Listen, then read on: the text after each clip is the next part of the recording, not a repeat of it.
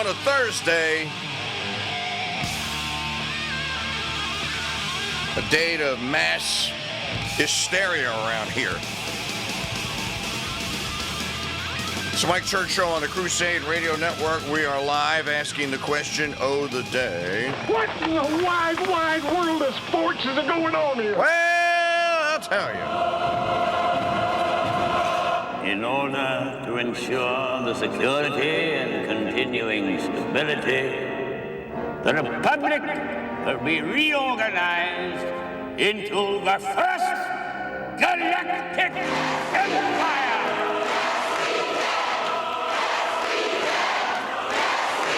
No, you can't. Safe and secure society.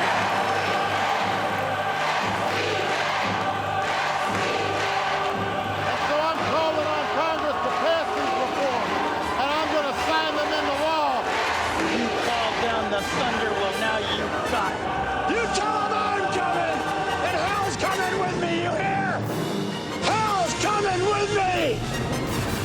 Alrighty, our call-in line telephone number if you'd like to be on the program today, 844-527-8723, 844-5-CRUSADE. Email address, same as it ever has been. I am KingDude at protonmail.com. I am KingDude at protonmail.com. Crusader Stadium chat room is open at crusadechannel.com/chat. We're just going to, do the remainder of the show prep that we have to do here today while we're kind of talking to you.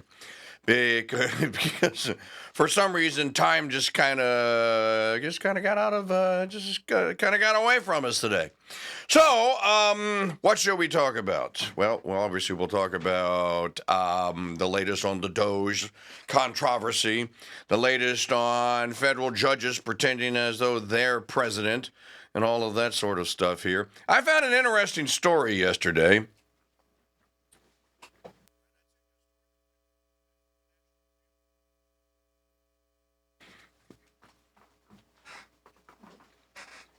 In 2011, when he was running for the presidency, Newt Gingrich proposed the idea that judges and judgeships or circuit courts could actually just be abolished. And it wasn't without precedent. So Gingrich basically said, and I will share the history of this with you. Gingrich basically said that Thomas Jefferson had done this in 1801, and it actually went to the Supreme Court. There was a Supreme Court case. The case is Stewart versus Laird. And in the Laird case, Jefferson won. In 1803 case, Stewart versus Laird, the Supreme Court ruled that Congress has the power to establish and reorganize lower federal courts. Court also ruled that Supreme Court justices could serve as circuit judges. Court basically said that if Congress wanted to, it could basically reduce the judicial system of the United States down to Chief Justice John Roberts.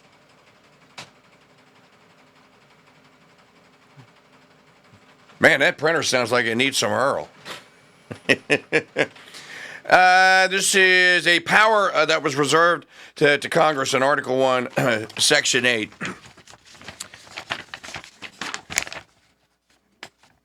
And Gingrich brought it up when he was running for president in 2000 for the 2012 nomination. I just thought it was interesting because it's another one of these powers, kind of like letters of marque and reprisal. It's in the Constitution. It actually is a power that is very rarely used, but the founders thought it was important enough to include it in the most important of the articles dealing with Congress. That's Article 1, Section 8. What can they do? What powers do they actually have? So we'll talk about that. Let's see. RFK Jr. was not confirmed yesterday, but I guess that means he's probably going to be on the clock today. Tulsi Gabbard was confirmed at about 11 a.m. yesterday morning. That was Eastern time. And then she immediately went over to the White House. Pam Bondi swore her in, and now she is the acting DNI. Something else I want to talk about here today. And I'm not sure if this is art of the deal making brinksmanship. So in his usual daily news conference from behind a resolute desk, actually, they brought the presidential podium into the Oval Office yesterday. Usually the president sits like behind a desk, and they ask him questions from behind the desk. Yesterday, Trump actually had the podium brought in there with the seal and the microphone and all that. And he was talking about that he had a phone call. I had a phone call with Vlad the Impaler. I had a phone call with Putin and with Zelensky. There was a part of the conversation there that when I heard him say it, I thought immediately, I thought to myself, is he changing course? Why did he say, he answered a reporter's question, and he said something to the effect of, no, we're going to give aid to Ukraine. No, he did. He said we're going to, and he said because we have to, because we can't allow Putin to claim victory. Well, I'm sorry. I watched it. I watched the whole press conference. Maggie's telling me no. That's not what he said. Maybe that's not what he said in his remarks, but that's what he said when he was asked a question. And because somebody said, well, how does this, how does what you just said today, how does that equate with peace through strength and ending the Ukraine war? And his answer was, well, because we have to end the war. He also said that he thought that the Ukrainians, or he thought that Zelensky in Ukraine was going to reclaim some of the land or some of the territory that the Russians are currently occupying, or according to him, they're occupying. And no, I think that some of the lands, I think that they're going to get some of the lands back. It's not their land. This is the problem. In any event, I don't know what happened to 2.5 hours of show prep this morning. It just flew by so fast. So I'm going to have to go and find that digital media file, and we will. And we'll talk about that as we get underway. We're Eggmageddon is here. I talked about Eggmageddon yesterday. I went to the store yesterday. I told Middish Chur, I said, before we panic and stop eating eggs because they're $11 a dozen, let me go and see if the local yokel guy that doesn't have a ginormous farm, let me go and see if they have any eggs, and if they do, how much they cost. So I went over to the Piggly Wiggly, much to my surprise, and I was genuinely surprised. They actually did have eggs, and they had them for $6 a dozen. Now, that's not a bargain, and you certainly don't want to pay that much. But relatively speaking, that's half the price of the eggs down the street at the other grocery, and those were white eggs. So there are still eggs available, especially if you're growing your own, and these are free-range eggs. That's what the label says anyway. So there may be a way out of the Eggmageddon, but I love how the Democrats expect that President Trump is just going to fix all these things in a manner of, like, what has it been, 16 days now? He did. Maggie says that he didn't kill the chickens. No, he didn't kill the chickens. Something else yesterday. We broadcast the first Doge hearing from Congress yesterday, chaired by Marjorie Taylor Greene. Whoever this Stansberry woman is from Michigan, it's obvious to me. We should just talk about this. What does the Democrat Party think that it's doing? Either they know something that we don't know, or these people are just more stupid than we ever gave them no credit for. What do they think that they're doing? It was 2 days ago, they were singing songs. They put a makeshift stage up outside the Capitol, and they were singing the song "Who's With Us." Yesterday, I just saw Bernie Sanders and some other woman just screaming at the top of their lungs, F-bombs. F this, F that, the children are going to die. Now, all of a sudden now, all of the Democrat Party is concerned about the welfare of children.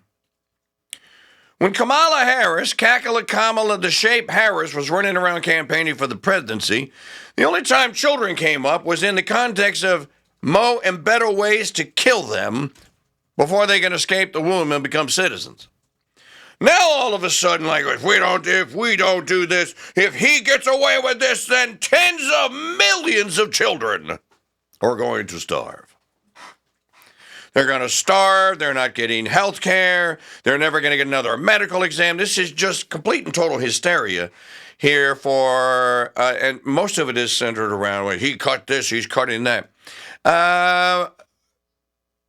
Somebody found or unearthed a tape of Bill Clinton and Al Gore basically proposing a Doge in 1993. And there's Bill Clinton standing there with the book in his hand going, first when Al first gave me this book, I was a little skeptical, but then I started reading through it and going, you know what, I think we can actually do this.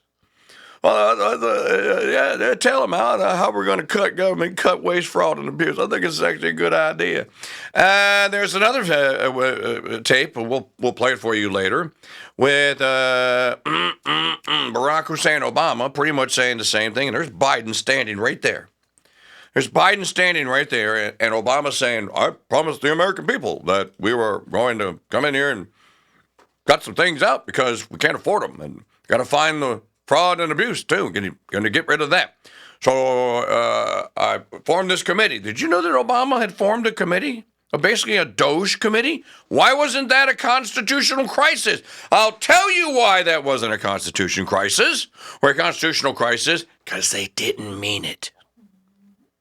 The only reason this go around is a constitutional crisis is because they mean it. Because it's actually happening. And this is the fear. There's fear that someone is going to be discovered, that they're lying and cheating. Maggie, what's the number one search term? Within a 100-mile radius of Washington, D.C., or in the Washington, D.C. metro area, the number one trending Google search term is criminal defense lawyers. Criminal defense lawyers.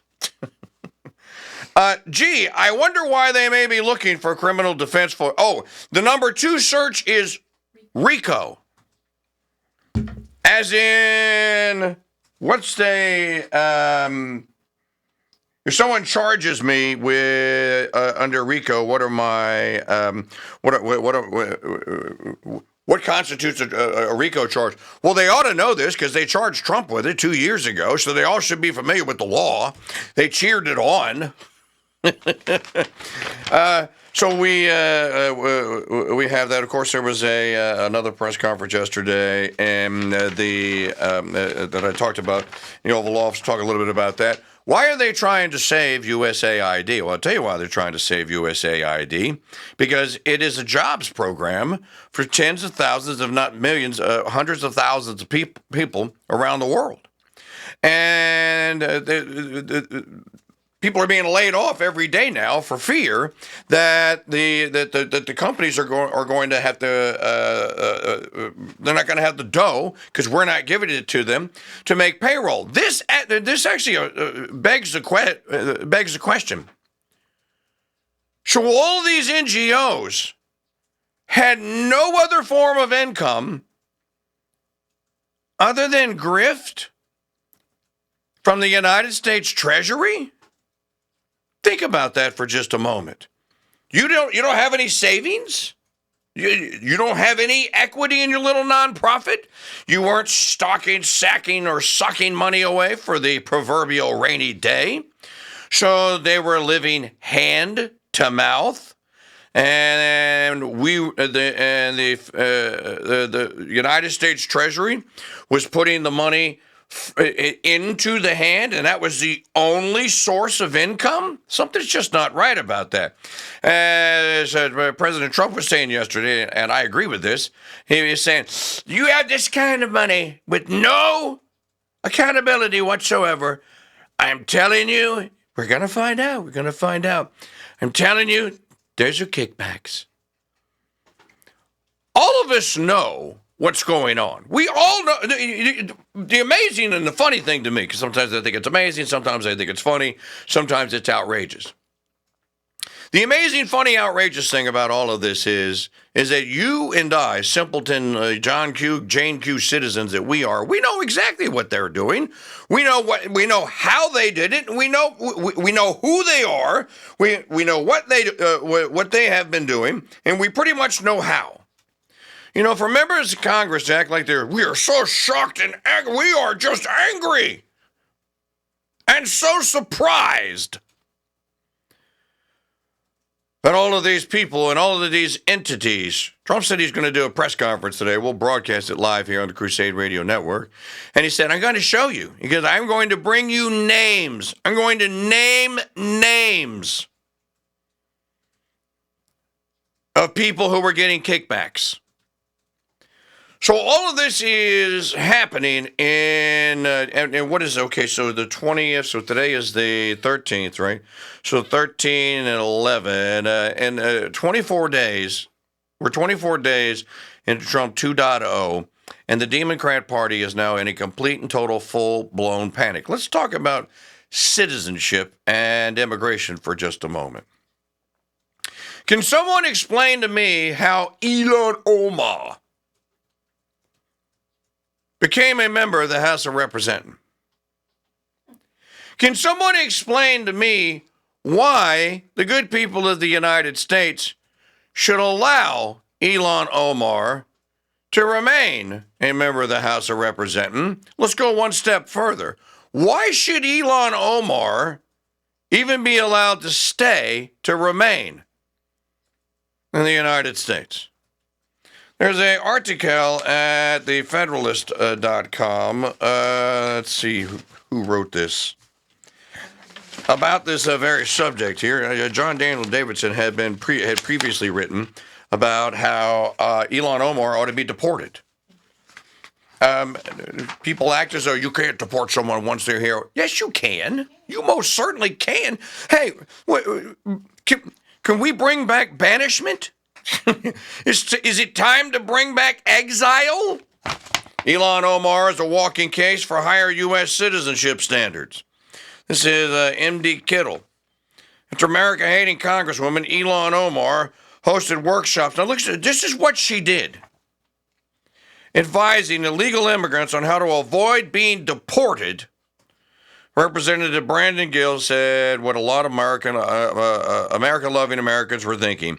America would be a better place if Ilhan Omar were deported back to Somalia. Gill, a first-term Texas Republican, wrote on X. Omar, a Minnesota leftist and member of the House of... she's in the squad. Firing back, calling Gill stupid for thinking a member of Congress can be deported. Well, a member of Congress can certainly be censured. You know, I was thinking about this, and maybe we should look this up and talk a little bit about this. How many, you people that are from the Ohio River Valley area, and I want to say he was from Ohio, how many of you remember Jim or James Trafficant? Look this up, Maggie. Trafacant. James Trafficant. How many of you remember what James Trafficant did? James Trafficant was probably, with the exception of Ron Paul, was probably the most radical, fire-breathing constitutionalist that ever went to the U.S. House of Representatives. Trafficant was a real problem because he wasn't mild-mannered like Ron Paul. You know, he had the hair that was all spiked up, and there it is. Well, the deep state determined that unlike Ron Paul, James Trafficant was the threat. So they identified him, they isolated him, they ultimately got rid of him. I want to say that he's in federal jail. He was in jail. He died. Yeah, I know he's dead. Oh, yeah. So what year did he die? Looks like 2014. 2014. Trafficant was a pain. And so Congress kicked him out. They literally kicked him out. I don't remember all the details, but I do remember that ultimately Trafficant, because it was Drudge Report headline every day. Trafficant this, Trafficant that. And I forget the details of what happened. But Congress ultimately pretty much expelled Trafficant from Congress. They do have the power to make their own rules, though. I don't think it's too much of a stretch for Ilhan Omar to be kicked out of Congress.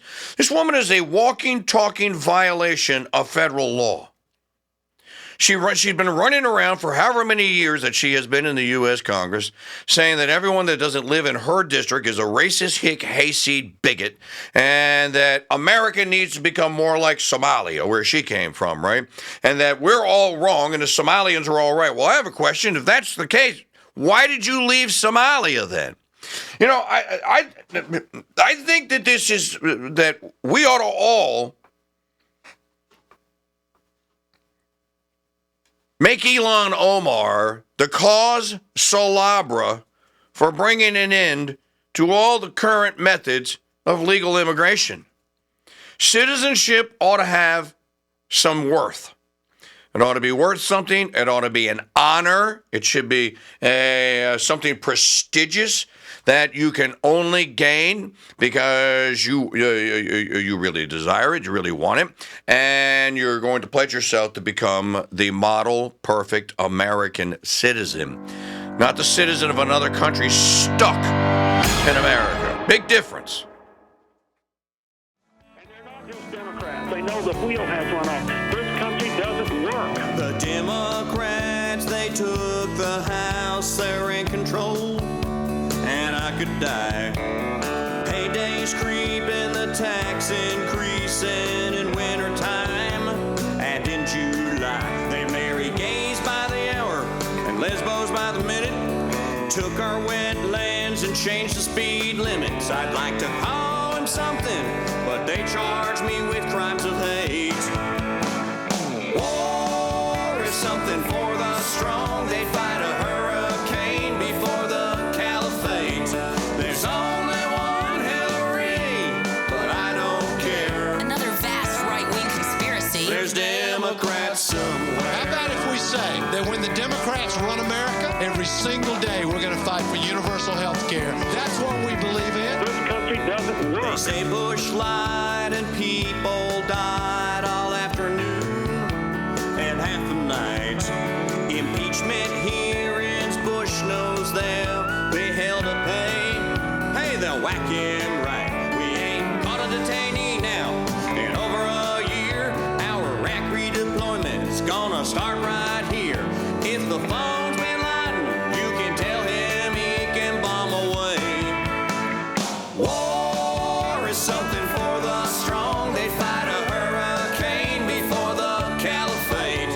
There's only one Howard Dean, but I don't care. There's Democrats somewhere. We got the Civil Rights Act under Democrats. We got the Voting Rights Act under Democrats. We got the right to organize under Democrats. This is serious as it gets. They can commit war crimes, leak secrets to the Times, and raise your taxes up before 2. We don't know nothing. So we gotta stop this. I can't help but wonder, what would Ronald Reagan do? Well, the Democrats are communists. War is something for...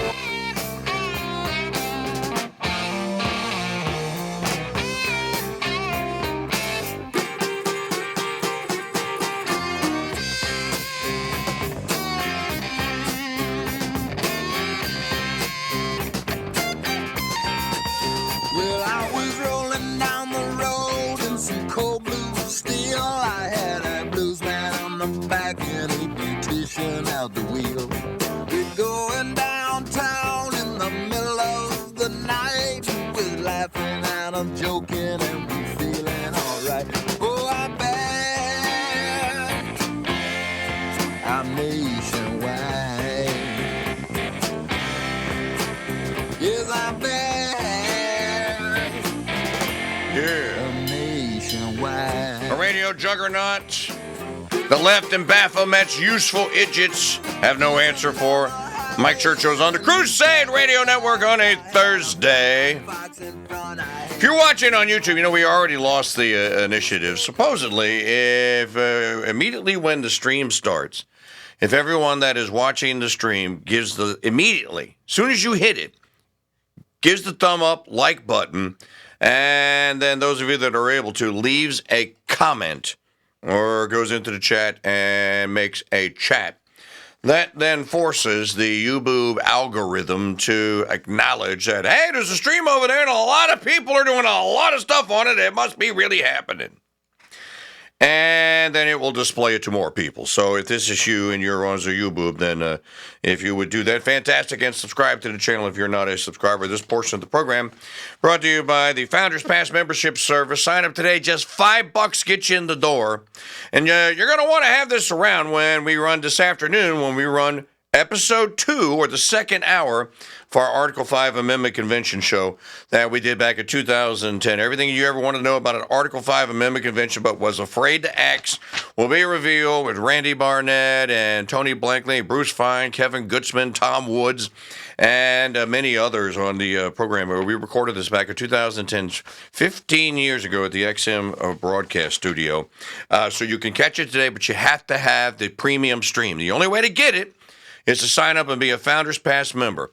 $5 gets you the stream and the troll-free Crusader Stadium, world-famous Crusader Stadium chat room at crusadechannel.com/offer. That's crusadechannel.com/offer. Let's go back to Ilhan Omar for a second here.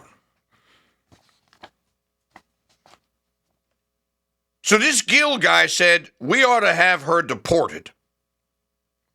She shoots back, I had to crawl my way into Congress, and I think these idiots who buy their seats have no idea what a privilege it is to be a member of Congress and what it takes. Neither do you. Taxpayer-subsidized Politico joined the chorus of corporate media outlets, jumping into the Somalia natives' defense, helping to spread the lie that Gill's post called for the deportation of the Congresswoman. The same chorus that has vehemently criticized the Trump administration's eye-opening audit of criminally wasteful spending in the federal government bemoaned Gill's statement as a kind of incivility that has gripped Congress, as Omar was calling the Texas representative a dumbass.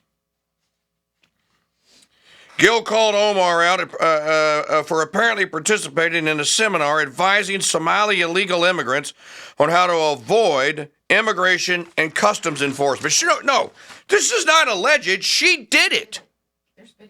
There's video of it. There's nothing alleged here. She did it. I want to know why Tom Homan doesn't have her arrested. I advise the Somalian people that if ICE attempts to question you, you are not obligated to answer their questions. Just state that you were advised by a lawyer not to answer questions.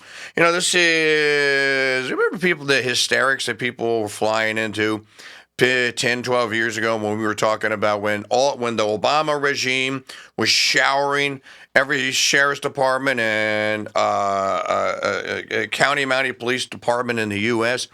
to do these rolling DUI checkpoint stings. Remember, I had a couple of the lawyers on that were representing people that had been basically entrapped in these. They had them here in Southeast Louisiana. We had them here in this parish. And one of the lawyers saying, the guy that I'm trying to remember the guy's name that came on the show, and he was like, if you get pulled over or if you come to one of these blockades, these things are completely and totally unconstitutional. Don't even roll the window down. Remember there was one guy that refused to roll his window down and they got the window breaker and broke his window and then dragged him out of the car? And then when he handed them the car, it said, I'm not talking to you and I don't have to. Because he wouldn't submit. They go, you're going to have to take a field sobriety test. And he goes, like, hell I am. And he wouldn't do it. Do you remember? They strapped this guy to a gurney, went and woke a judge up, got the judge up, judge signed the warrant, and they strapped him to the gurney and drew his blood. This was an actual valid example of an American citizen saying, I'm not answering your questions. He wasn't doing anything wrong. There was no cause, right? I have to have cause to be able to pull you over. So he refused. That's one thing. Someone that's here illegally doesn't have the right to not talk to a law enforcement officer or a law enforcement agency if they're trying to determine whether or not they are here illegally. You don't have the privileges and immunities of a U.S. citizen. In the ex post, Omar, disclosure of your name, immigration status, and mode of entry is not mandatory. Learn the laws and prepare yourself and refrain from disclosing information that you prefer them not to know. In a post on X, Elon Musk accused Omar of breaking the law, literally, outright. And then she went back and said, the leftist representative claimed the video was edited. See, this is a deep fake. We're back to Biden again. You know what this is, folks? This is Church's Maxim number 61. Even when a Democrat loses, they never lose. The Democrat Party never loses. Didn't lose to Trump, he cheated. Didn't lose to Congress, they cheated. Didn't lose the Senate, they cheated. Doge is illegal because it wasn't their idea. Editing for waste, fraud, and abuse is illegal and shouldn't happen, again, because it wasn't their idea. And besides, they have people who they have been paid to protect.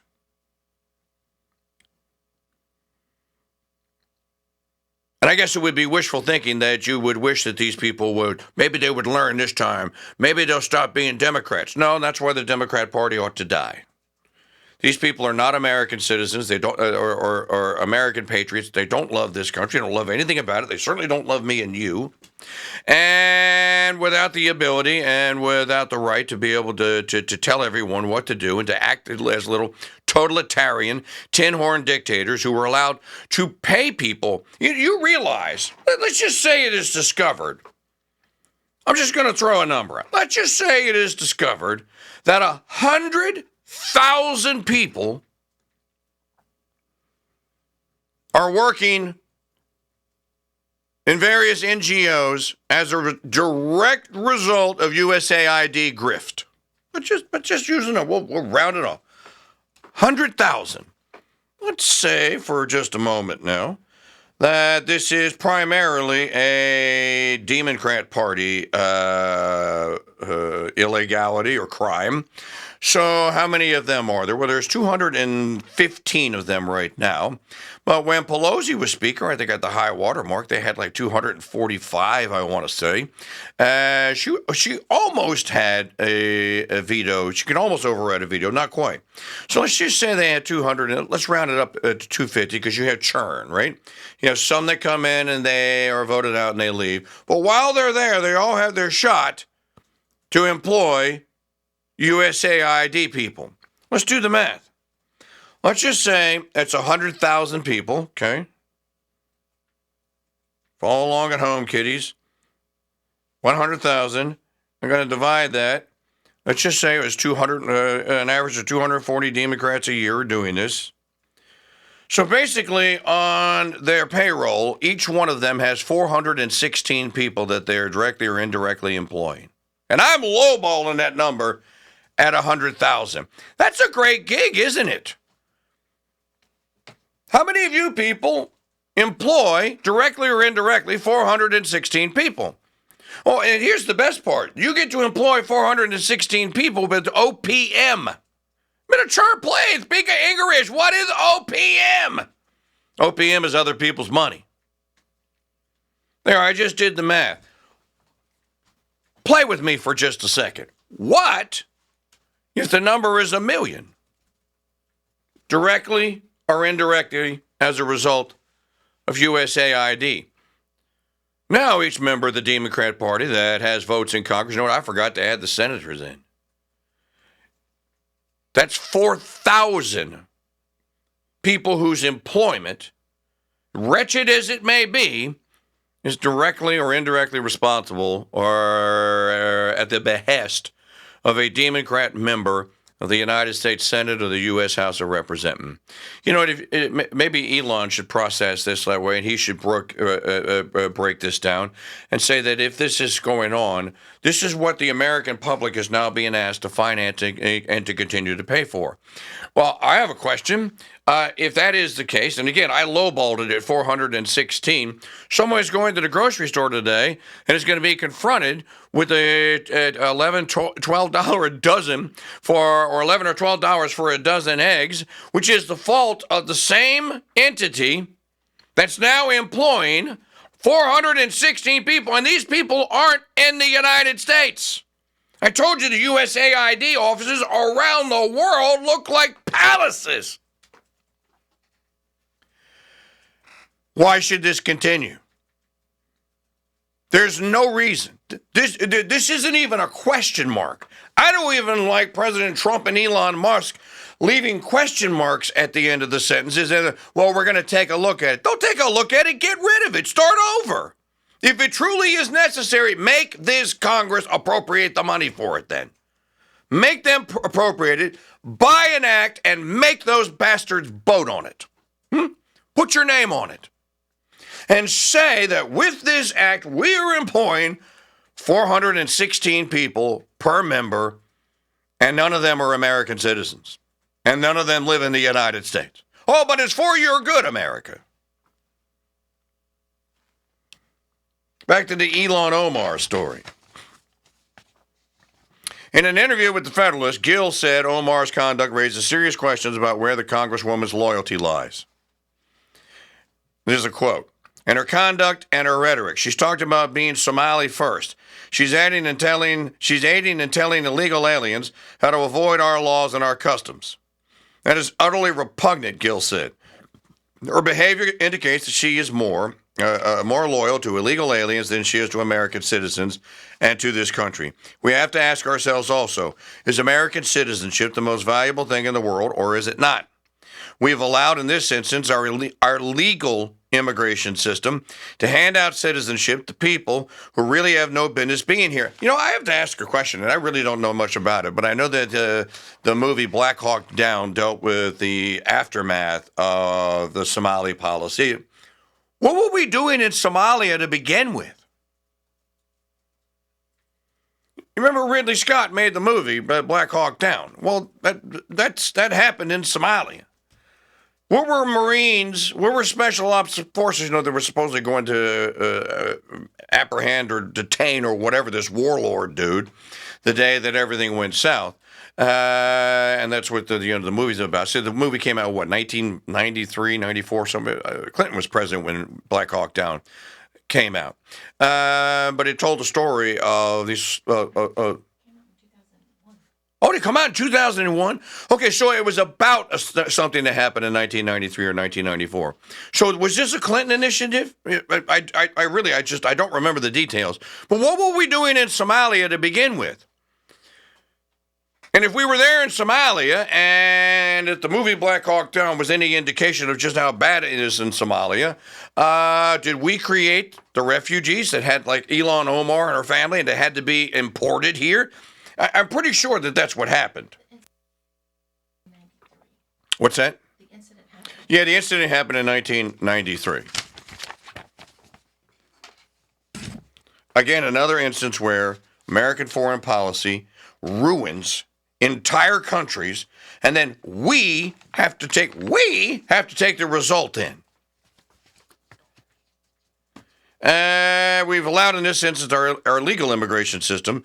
That I'm reading from a story at the Federalist. Elon Omar is a walking case for higher U.S. citizenship standards.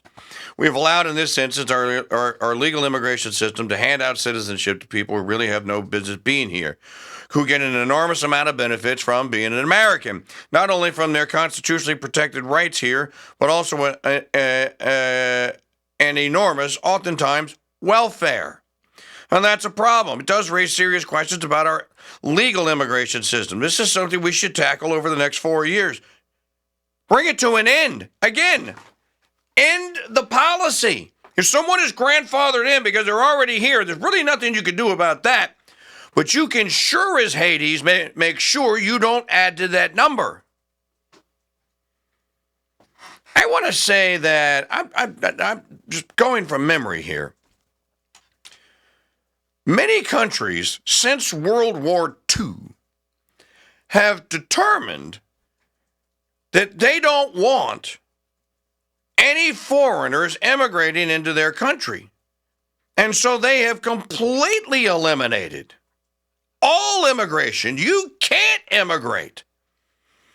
Now, not that any of us would, unless you're a Trump hater, are flirting with the idea of renouncing your citizenship and moving to another country. So it really doesn't apply to most of us. But you can't just become because you want to. You just can't stroll into Switzerland. You can't just stroll into any of the successful small countries in in Europe. You can't just stroll into Belgium. You can't just roll on up into Monaco. You can't just go on. You can't just demand access to become an immigrant in France. I want to say the same thing is true with the Italians. The Italians, unless they're refugees and they're being forced to take them in, many countries, they just completely close themselves off. They don't take new citizens. Now, maybe that's a problem. Maybe they should. When has the United States ever just pulled the drawbridge and goes, last one over is a rotten egg, and just been done with it? If you're ever going to have a chance to reset this whole thing and maybe seen the error of our ways and to get it right, now would be the time. By the way, Elon Omar is also a citizen of the state of Minnesota. Why is it Minnesota reigning in this illegality? Would your state? I don't think Governor Landry would allow a member of the Louisiana delegation to be holding classes in New Orleans and telling illegals that were here how to avoid being captured. Of course, that's Governor Tampon Tim is running Minnesota, as we know. Gill is the sponsor of a bill that would effectively codify President Trump's executive order limiting birthright citizenship and order the illegal immigration endorsing left immediately challenged in court. Gill recently joined 70 Republican members of the House Judiciary Committee, including Chairman Jim Jordan, in an amicus brief defending Trump's executive order 14160, protecting the meaning and value of American citizenship. I think that that's a valid... when I do a Civics 101 lesson here on the Mike Church Show, and we've done dozens and dozens and dozens of them in the past couple of years. I got Civics 101. Did you have to take it? I actually had to take it in high school. In junior high, I had to take it, Civics 101. How many? Raise your hand out there in the chat rooms and on the YouTube and at CrusadeChannel.com/chat. Raise your hand if you ever actually had to take a course in high school or junior high or whatever called Civics 101. That was literally the name of the course. I had to take it. Do you remember what was in Civics 101? Civics 101 was supposed to teach you to be a good, responsible citizen. You learn things like basic American history, basic American customs, things like the Star-Spangled Banner and what have you here. But Civics 101 is really about living and flourishing as an American citizen. Then after Civics 101, I had to take a U.S. American history, and then after that, I had to take American and Constitution history. This is in high school. This is a mandatory course. U.S. American. I'm trying to remember the title. It's been a while. But it's probably how I became such a passionate about the study of the U.S. Constitution and the Founding Fathers. Because when I was a little cheerins and I was growing up, and this would have happened not here in Louisiana but in Virginia Beach, Virginia, we had to take these things. It was not an option here, and I didn't have a teacher that stood up there and said that everyone that we were learning about were racist, hick, hayseed, bigot slave owners.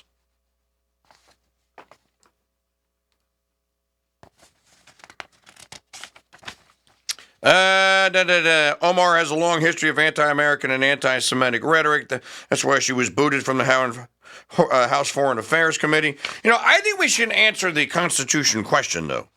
I'm just skimming through this because I didn't read the whole thing. So this is about the Gill guy again. He said he does find it rich that Omar would bluster about certain members of Congress buying their seats, particularly after revelations in recent weeks about the left's ecosystem and their influence of political life. As I said, they all buy their seats.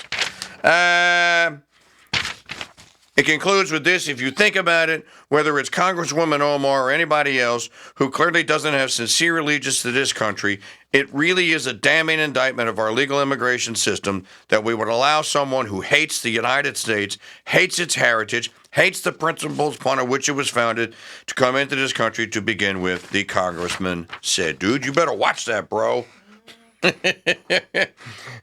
You keep using that word, hate things. I'm not sure. No, I'm kidding. Here's a serious question, though. Can American citizenship be revoked? And in some instances, should it? Well, let's answer the second question first. Damn Skippy. Yeah, it ought to be revoked. There are situations. Is it constitutional? Well, if you get accused of treason, basically they strip you of your citizenship if you're convicted and then you're executed. I think it's a fair question, and maybe it's one that we should explore, and we shall. I'm going to tell you all about how we can get rid of entire federal courts when we come back. Don't go away.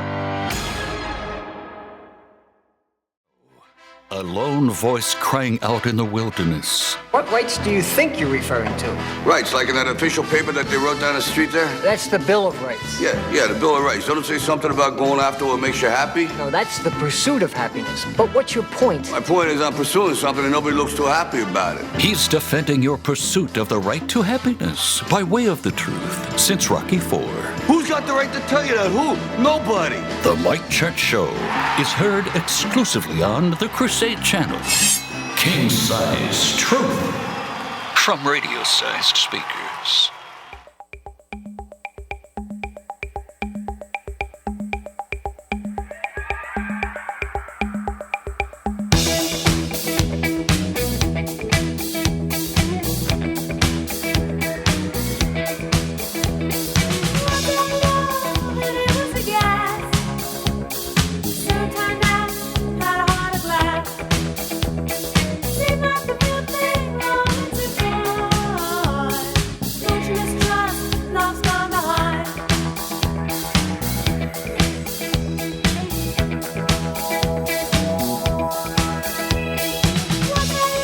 Performing this show with half my testosterone tied behind my back just to make it fair.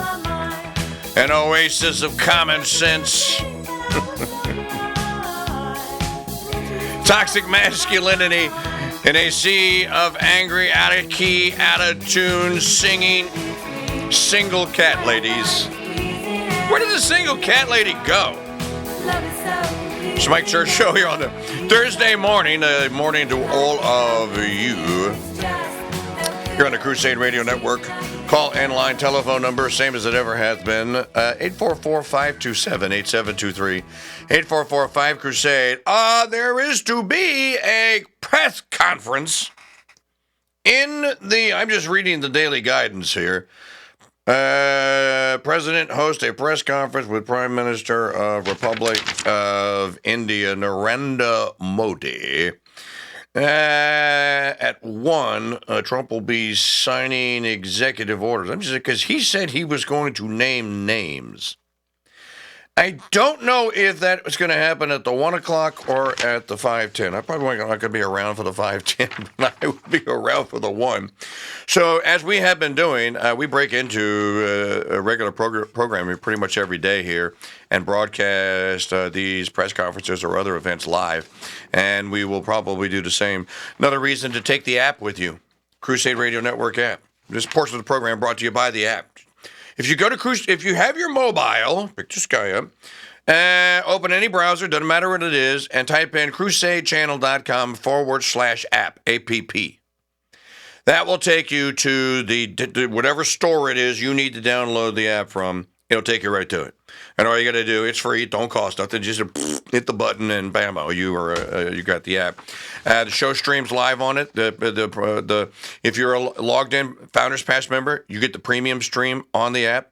I haven't heard any complaints about it. If you're not, you get the preview stream on the app, which means you get the show when it's live.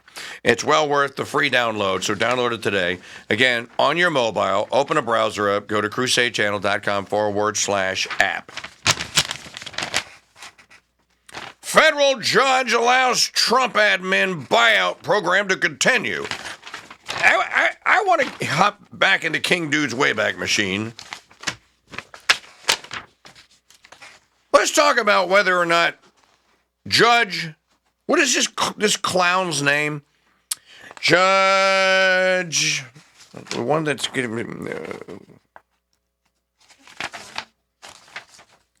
McConnell. I just want to make sure I got the name right. John McConnell Jr.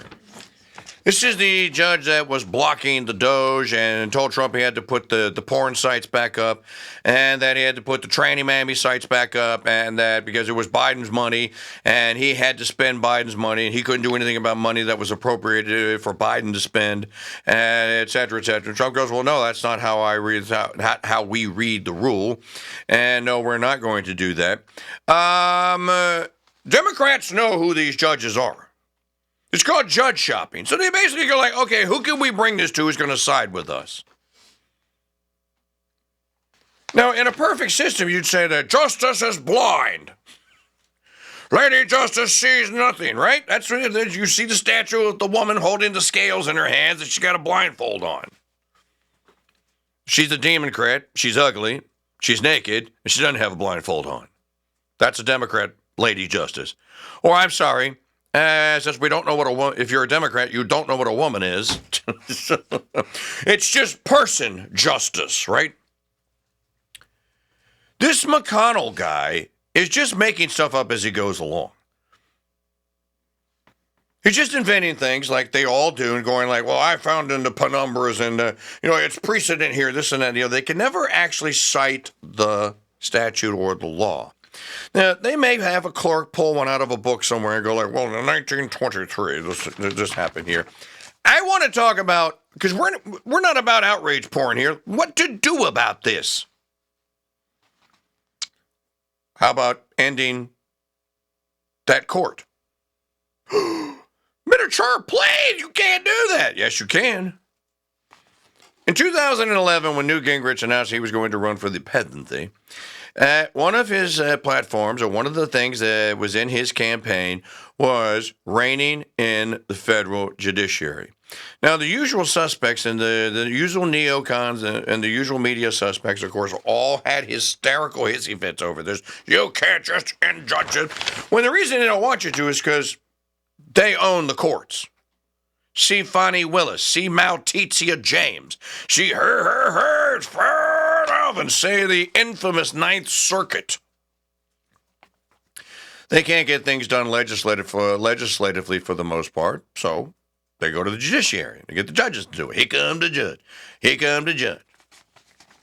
Well, what happens if judiciaries and entire courts just start doing or at the beck and call of the bad guys?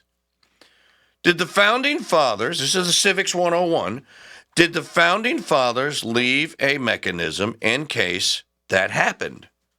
Well, they did. It's in the Constitution. It's Article 1, Section 8. Most people, when they read this particular clause, they don't read the whole clause. We'll read the whole clause. Article 1, Section 8. Congress shall have power to 2 is capitalized, I think. Everything after it should have a colon after it doesn't. But everything after 2 is a power. It's called an enumerated power. This is an interesting one. To constitute tribunals inferior to the Supreme Court. So, who creates the courts? Simple question. Who creates the courts? Congress does. You need the first district U.S. appeal court or circuit court, second, and then the appeals court, so the circuit court, and then the appeals court, like the Ninth Circuit Court of Appeals, and then you have district courts and what have you here. Congress creates the courts. The president fills the vacancies up. That's his power. And then the Senate, in their advising consent role, confirms. So this is how your judicial system works. Well, what if Congress creates a court that gets out of control and does what this court is doing? Can Congress, if it can create a court, can it uncreate a court? Well, yes, it can, and it has.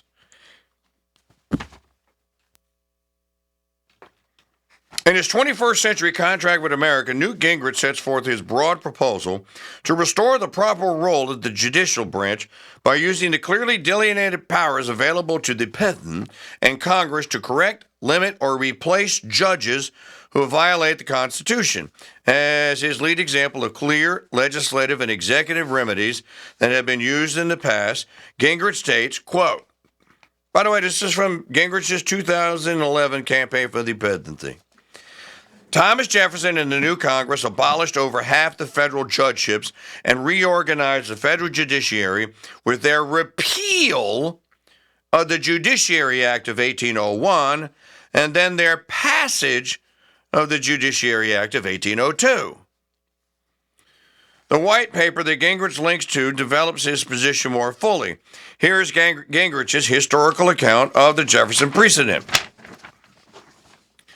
He was the first American president to confront a hostile judiciary.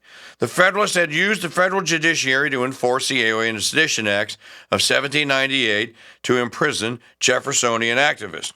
Actually, the primary person that was in prison was a guy named James Callender, who was a newspaper publisher.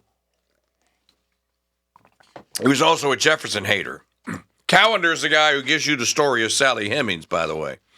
So if you think that Jefferson had children through this slave woman, Sally Hemings, it was Callender who started that because Jefferson didn't appoint him to something after he was elected president. And to get revenge, Callender said, well, I'm going to spill the beans on you and all your slave mistresses. That's how the story got started. The Federalists had used the, after the Federalists lost the election of 1800, they had from November until March 1801 to try to slow down the emerging Jeffersonian majority. So is this sounding like Jefferson is coming in to undo what Adams has done? That's kind of interesting, isn't it? Are presidents allowed to do that? Yeah, presidents allowed to do that militarily. You know, apparently they are, and they should.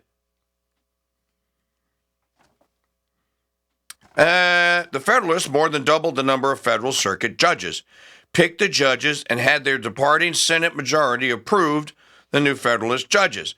Thus, the Federalists prepared to give up power, confident they had boxed in the new majority. Now, for those of you that think that we just had partisanship and it just began in the 1970s or whatever, or 60s, here you can see right here, we had partisanship from the get-go. This is 1800. By the way, the Alien and Sedition Acts almost caused the state of Virginia, the state of Kentucky, and the state of Tennessee to secede. Georgia almost did it too. Why? Because they said that the Alien Sedition Acts was unconstitutional, and the fact when the appeals were brought to Federalist courts, the Federalist courts rejected them. So when they went, well, what else are we supposed to do? Yeah, what the hell are we supposed to do, you moron? Well, they determined either A, we win the presidency, and then we win the Congress from these people, and we undo it, or we secede. Or as Bob Cocker would put it, we secede, secede, secede.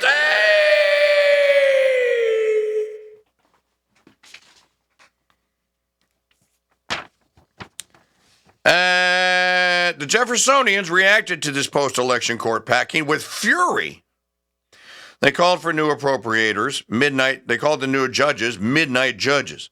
Jefferson and the new Congress abolished over half the federal judgeships and reorganized the federal judiciary with their repeal of the Judiciary Act of 1801 and their passage of the Judiciary Act of 1802. In the election of 1802, the Jeffersonians increased their majority over the Federalists in a campaign that further strengthened the legislative and executive branches against the judicial branch.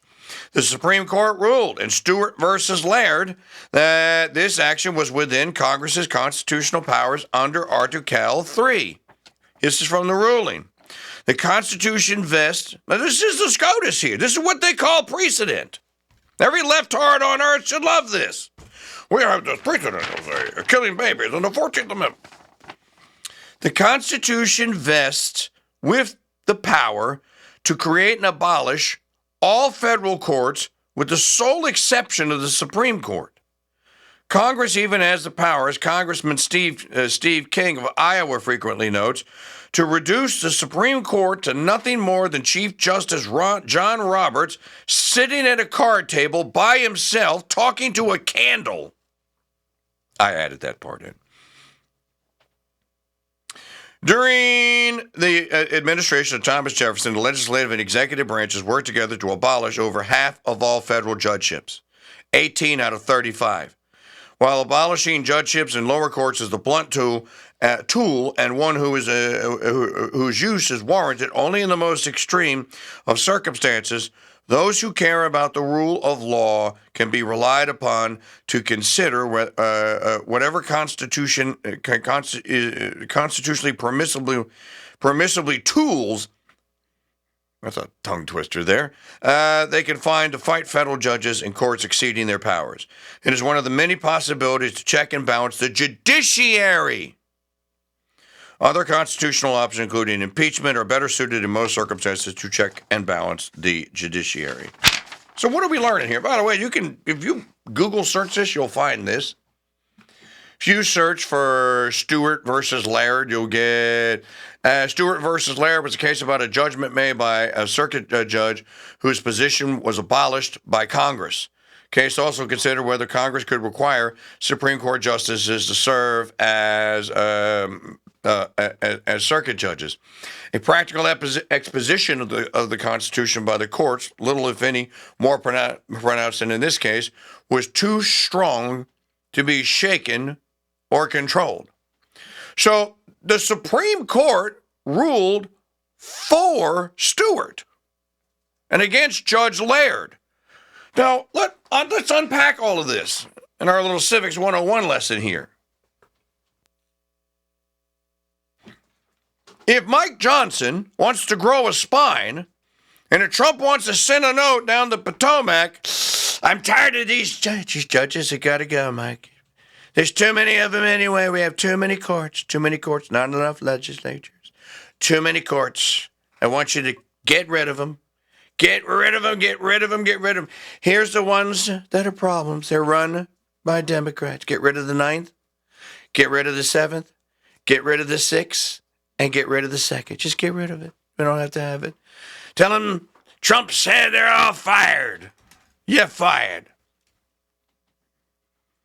Congress passes the Judiciary Act and says that all cases that are pending before those courts will be moved to other courts, and they are not allowed to take any new courts. All the judges are fired, and Congress is recalling all of the is exercising its authority to create and uncreate courts.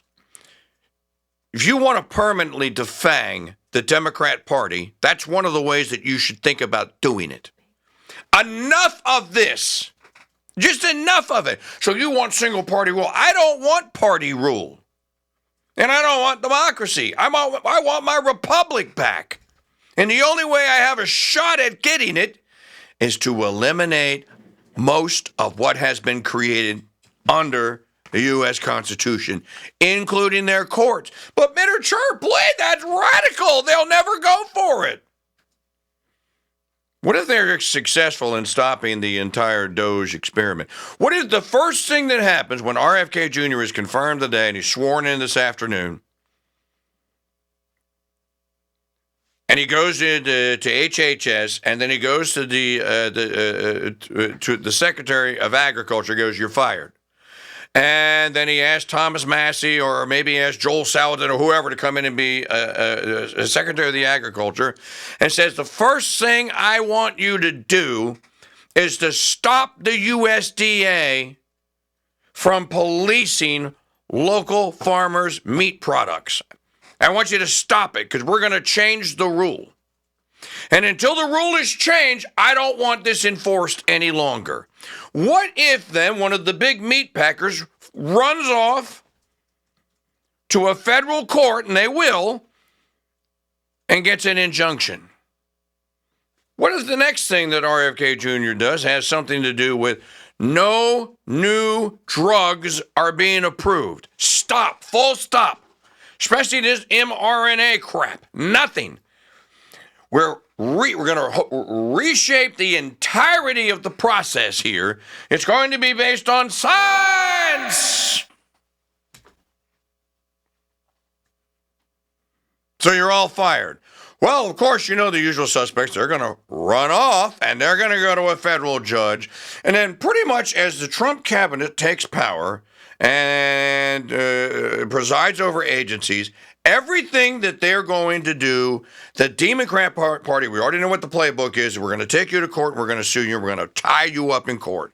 And they're going to try and tie him up for 2 years under the fantasy that they're going to win the House of Representatives back.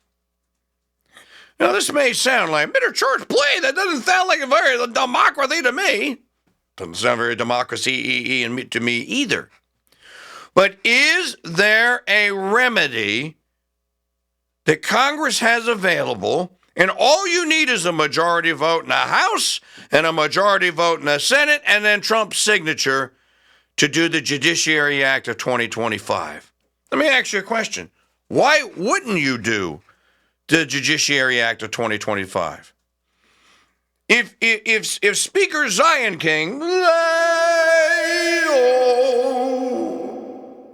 if the Zion King really, if he really,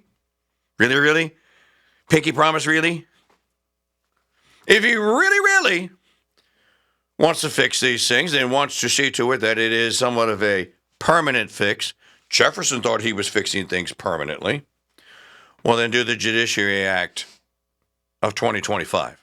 Again, you need 219 votes or 218 votes in the House and 50 plus J.D. Vance in the Senate. Done deal.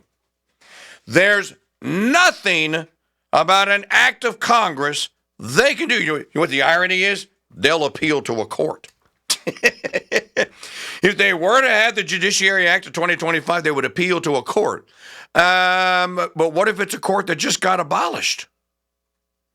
What, are you going to go to Clarence Thomas's old court? That judge there, Judge Royce Lamberth, ain't going to hear your case.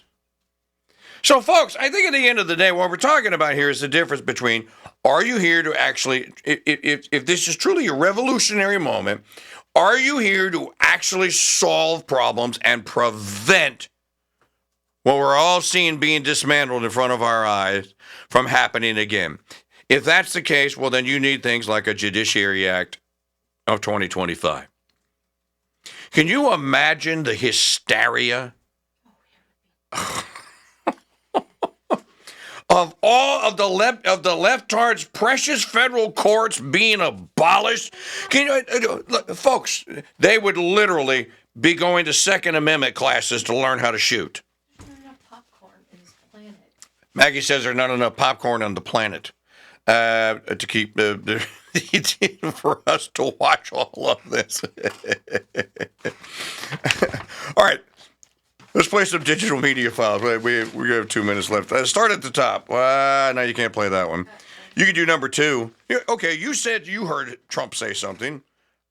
I heard him say something totally different on Ukraine-Russia war. So play the number 2 here on the Cut Shiite. I think Judiciary Act 2025 is an act whose time has come, by the way. Who are you with? Yeah. AFP. Yeah. You who? AFP, Agence France Presse. Okay. This is the exact question I heard. This is it. The things that the Secretary of Defense was talking about, the 2014 borders and the lack of NATO membership, ultimately these are both demands that Russia has made in the past. Is there not a danger of handing Russia a kind of win on this? Well, I think that if you look at the war, the way the war is going, you'll have to make your own determination. I'm just here to try and get peace. I don't care so much about anything other than I want to stop having millions of people killed. Last night, Kiev got hit very, very hard. I want to see people stop getting killed. That war is ridiculous. It should have never happened, and it would have never happened. Yeah, a couple of months. All right, if you go to the next part of that clip, if it continues to play, he then elaborates about what he talked about with Putin and what he thinks is going to happen. So we'll pick up on all this when we come back here, folks. Well, you're not going to want to miss the next one, so don't.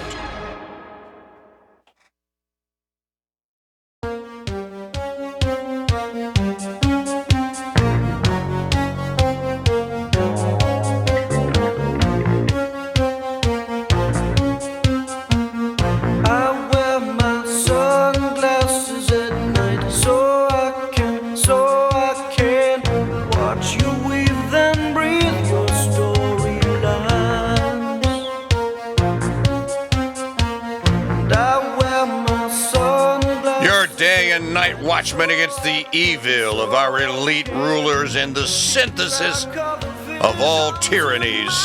That is the Democrat Party, the Leviathan state, pretty much the American system and form of government. Mike Church Show here with you on a Thursday. This portion of the program brought to you by Founders Trading Post Store at shop.mikechurch.com. Shop.mikechurch.com. There it is again. Show them injecting. And they actually show fat people injecting themselves with Ozempic goo. Sorry, I got distracted.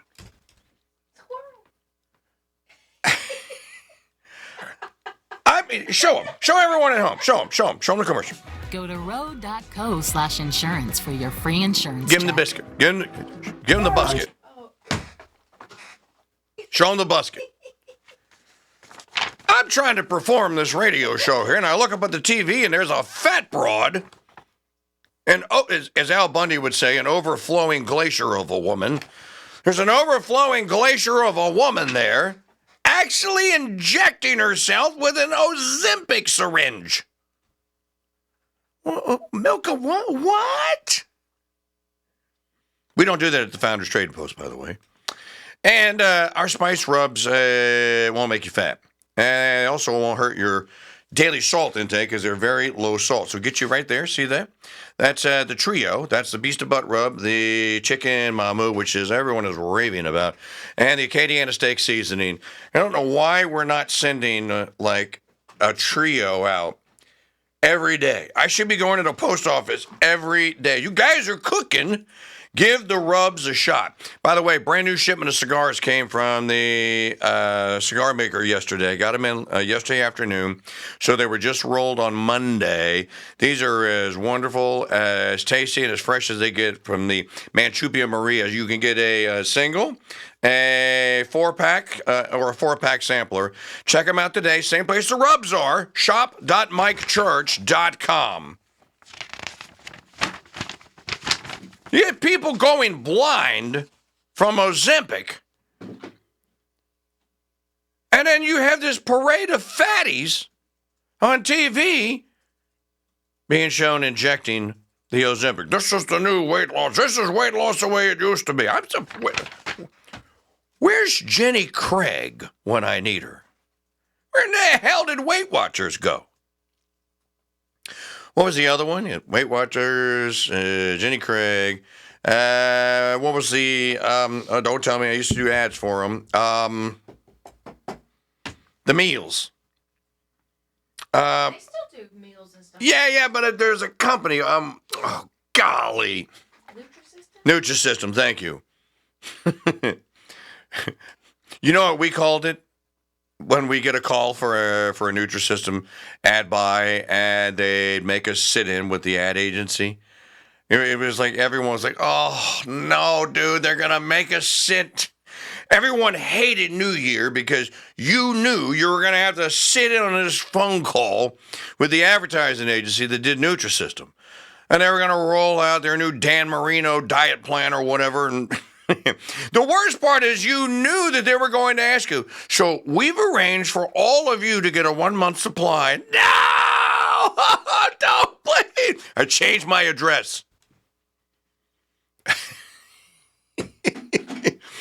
And then they go, so we're going to have a follow-up meeting in a couple of weeks. We want to hear what you guys have to say about the food. And everyone in the background on the call is going like, doing the gag me with a spoon thing.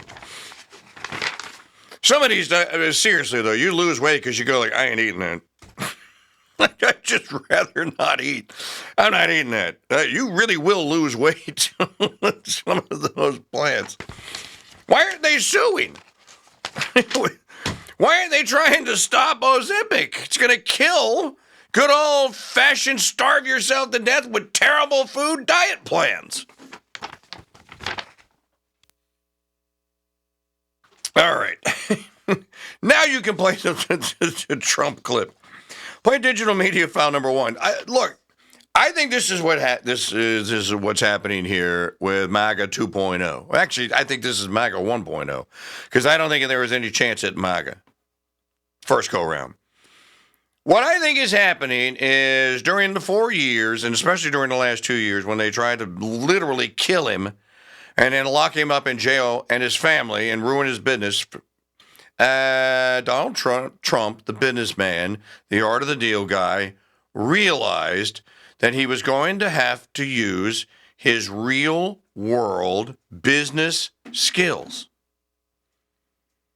next time around.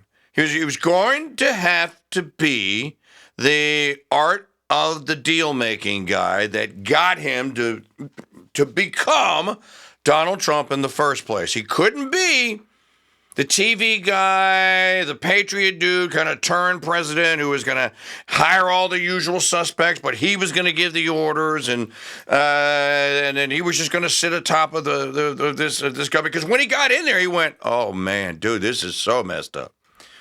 What in the hell are they doing? What is this?" This go around, there was some resolve. And the resolve was, get me back in there, and I am going to take a wrecking ball to this joker. And I am only going to appoint and pick people who are going to be wrecking ballers. So what is happening this go around is that you got one shot at this. You got to get it right. And if you get it right, yes. See, because, ladies and gentlemen, this is why you pay me the little bucks or no bucks at all. This is the gambit. Let me lay the whole thing out for you. If Doge is successful, and I think that we only know about 10% of what Trump plans to do. I believe that piece that I read from Kurt Schlichter yesterday, the White House attorney, where he was saying, like, we have to get this done early because we're going to defang them. We're going to stop them from doing this for the next 2 years. So let's go ahead and do it. Let's get it over with. Fight it out in the courts, fine. We're going to win, but let's get it over with. I think that these are like the layups. Like I said the other day, this is the basketball team warming up. You know, they're doing did you do the figure 8 drill? You know, the figure 8 drill in the basketball. This is the guys, this is the team doing the figure 8 drill. They're practicing their layups and their jump shots and their foul shots. They're doing all that. And then they're going to pull the curtain and they go like, ta-da! This is what's really going to happen. Once all the cabinet members are in place, Once the court battles have been won, once the executive power has been re-established that he has it and he can use it, then hammers are going to start falling. That's when you go like, no, we don't want an education department. And by the way, that's a crappy way to run a meal program, running it through the government. Anyone that thinks that government feeding people is a good idea, literally, dude, you need to be voted off the island. And you don't know anything about feeding people. Anyone that thinks that having an energy department that's never produced a kilowatt hour of energy ought to be sitting around and telling people that what they can and can't do with natural resources that are in the ground.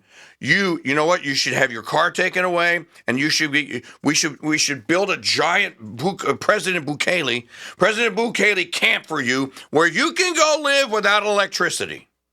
You can drive a horse and buggy around. You can camp. You can cook by the fire all night, every night. But you're not getting anything that is actually powered by electrons. You know, they're having a hearing right now in the AID spending. Let's listen in. We are going to show to the American people exactly what they were doing. The videos, the documents, the everything. They are going to see it. Like $25,000 for a drag show seminar for Venezuelan migrants in Ecuador, and we are going to show you that video.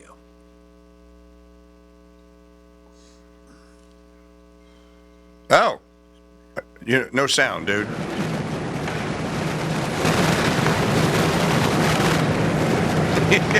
That's the USA program spending your money. We will be writing these programs out of law as we conduct our first full State Department review since 2002. I would say that when done right, foreign aid can be one of the best tools. It can help strengthen our relationships with our allies that need a hand up, and it can help countries realize that America is the best partner. But it's only true if we understand a couple of things. What does America actually need from each country or region? What does that country or region actually want from the United States of America? Because it's not these things. It wants our money. And it's only fair to Americans if we can prove that a dollar is better spent going abroad than staying in the pocket of an American who is right now hustling and grinding it out at work. And I now recognize my colleague, Ranking Member Gregory Meeks. I want to welcome our witnesses to our first full committee hearing this Congress. If this is a grandstand, but I'm turning it off. I would be remiss if I didn't make clear my disappointment in the midst of the chaos created by the Trump administration. That's it, Mount. I don't want to hear it. In a mist. Is it a mist or is it a midst? I want to make clear my unlikemanship of the mist that has been happening with this Trump guy. We had enough, Trump. Me and Jasmine Crocker went not doing it no more. You understand? Did you see her yesterday? Oh, look. This is theater. People get accused all the time of, come on, TKD, it's all theater. Well, yeah, it's theater. That's why they bring television cameras in there, dodo. But at the end of the day, some of this stuff actually does matter. Somebody asked in the chat room, is there actually going to be any spending that's going to get cut? Doge clock's already running.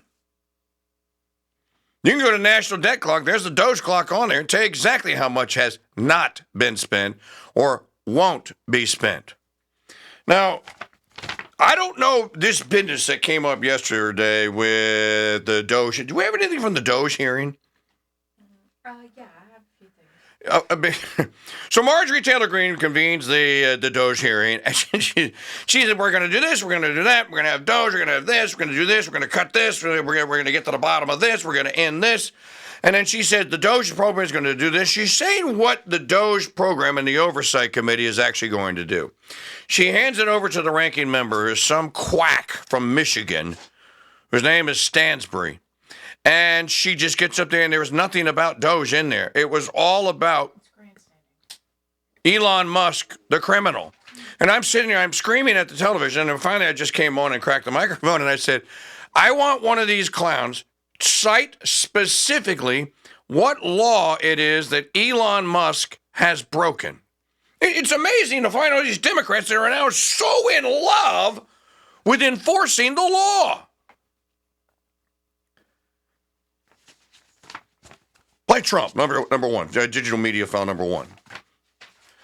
By the way, the audio from the cable box, I hear the hum, and I apologize for it.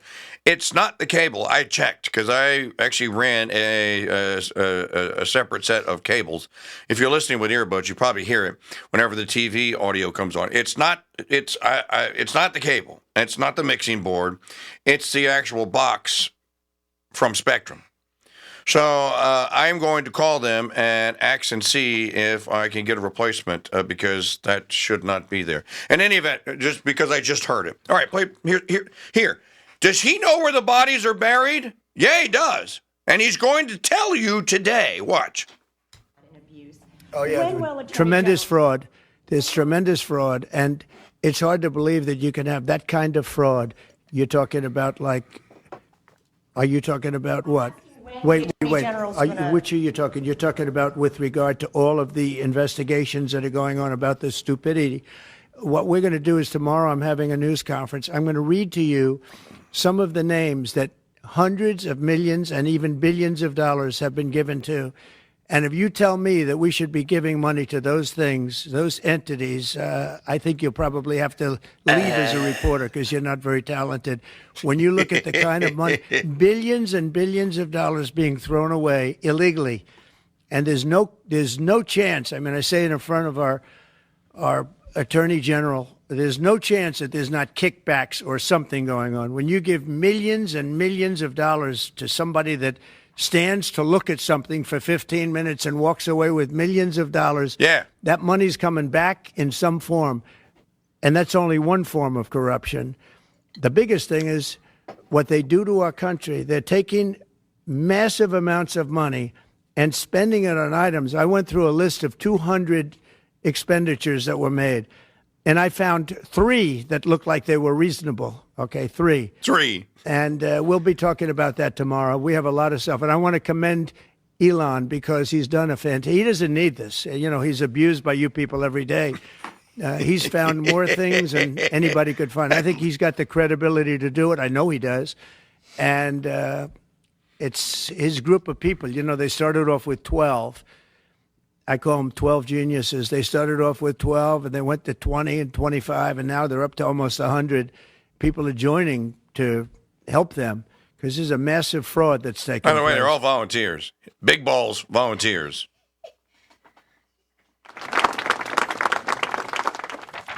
Where he says he's going to read names, this guy's not playing. I take the president of the United States at his word, especially I take Donald Trump at his word. He said, I'm going to read to you names. You're not going to believe. I went through 200. They gave me a sheet, 200, beautiful sheet. It was beautiful. It was on the most perfect graph paper. It was beautiful graph paper. And I looked at this sheet, and even the text was beautiful. It was beautiful. But then I went line by line, and I'm like, what the hell is going on? Melania, can you believe it? What is this? He went through 200, and he got 3 that looked legitimate, reasonable. This is he asked the question, why are they doing this? Why is it going overseas? Somebody in the chat room asked a great question. Let me see, where was it?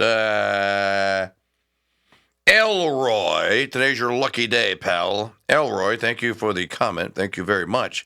At crusadechannel.com/chat. We're going to make chat rooms great again, folks. Coming. Triple digits is coming. More members are signing up every day. There should be new people in that chat room.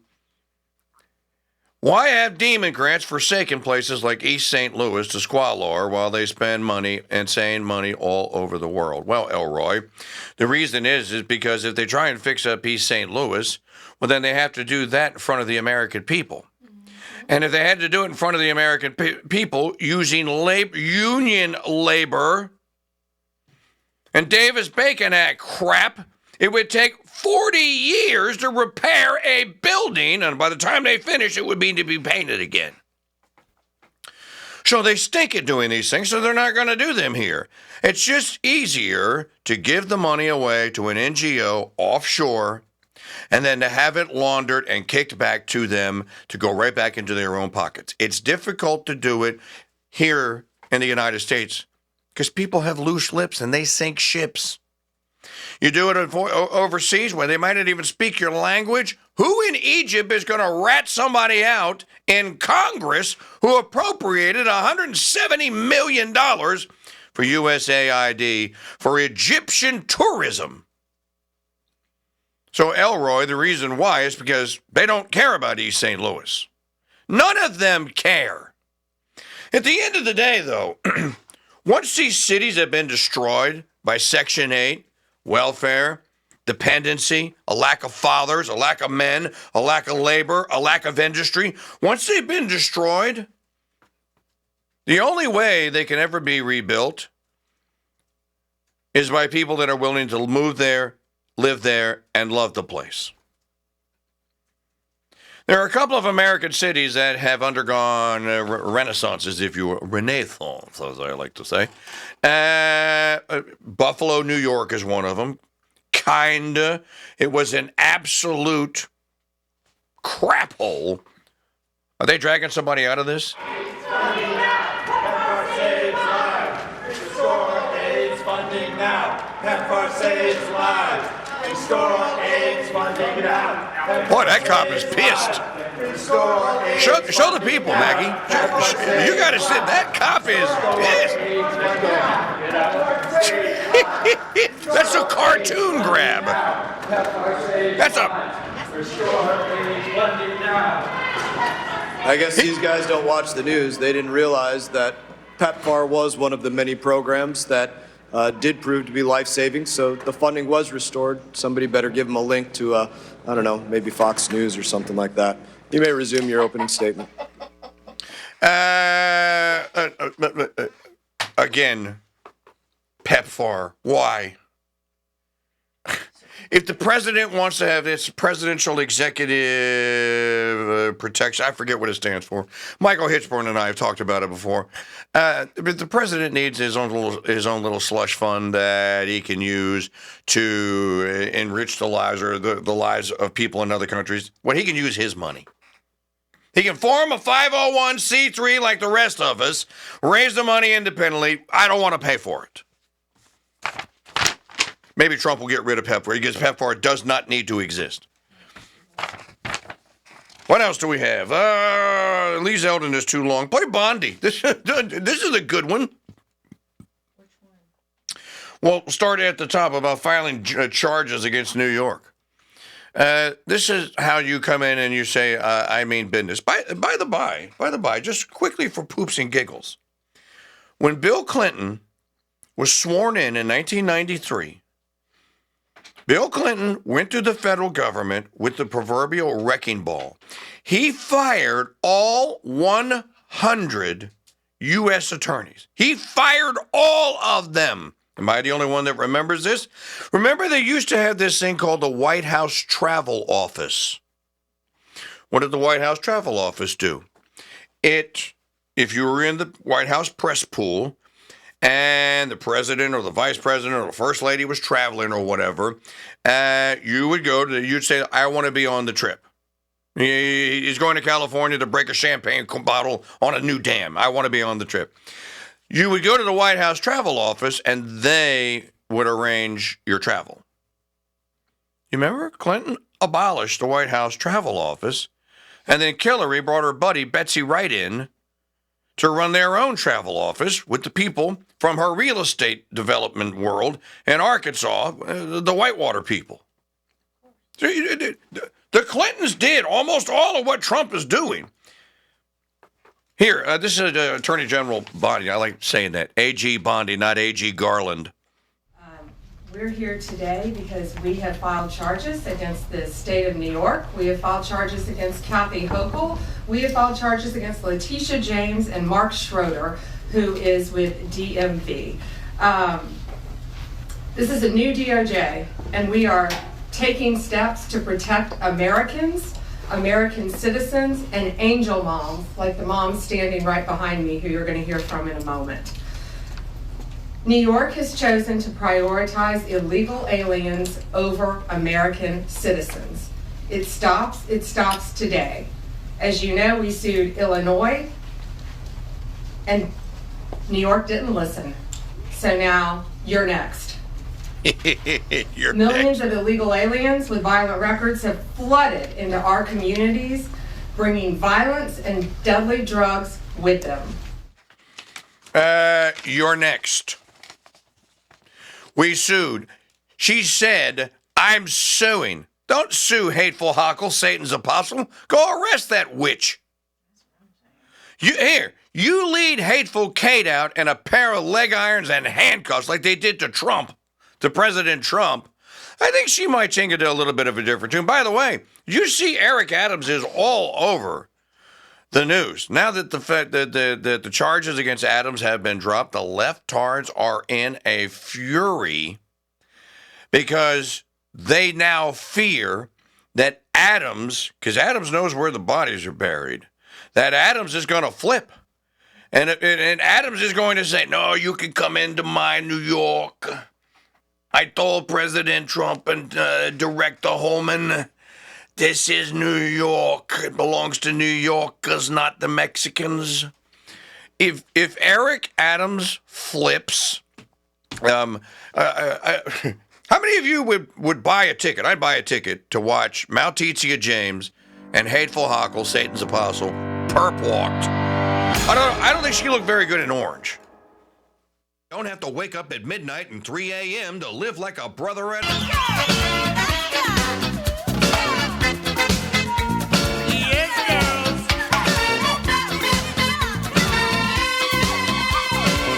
Me mind on fire, me soul on fire, feeling hot, hot, hot. Proven 100% effective in treating the civilization-killing symptoms of low testosterone. The High T Mike Church Show is on the Crusade Radio Network on a Thursday. This portion of the program brought to you by the Crusade Radio Guild. You know, we haven't done any fundraising for February, although some people have donated, Miles Hendricks and a few others. CrusadeChannel.com/donate. Just because it's February doesn't mean, and we had a promo last month, doesn't mean that we don't need to raise funds. Every month we need to raise funds. And so you can go to CrusadeChannel.com/donate and make a contribution any amount there. Or if you're in the YouTube chat, remember, subscribe to the channel. You may be subscriber number 2,000, which I'm going to shower you with a KingDude handmade, hand-picked prize pack if you're number 2,000.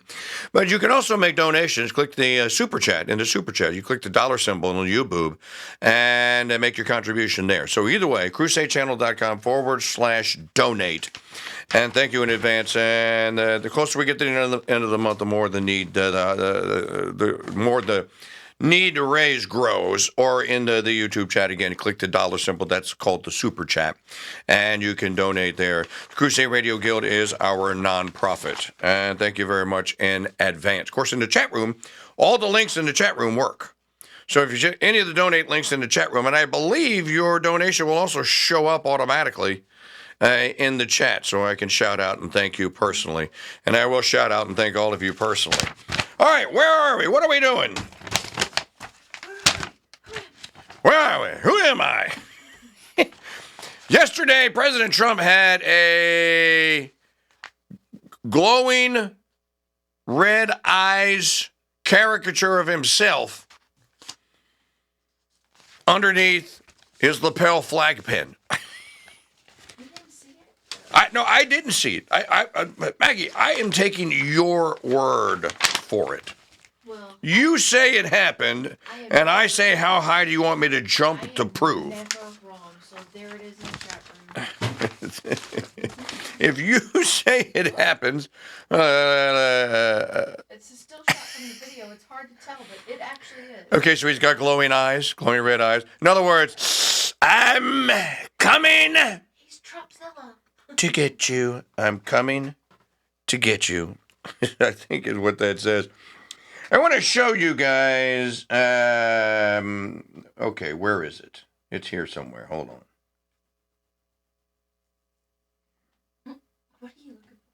Well, I know I put Trumpzilla in here. I just don't remember because remember I didn't write this in permanent ink, and everything I put on there he's got smudged out as I was putting it on there.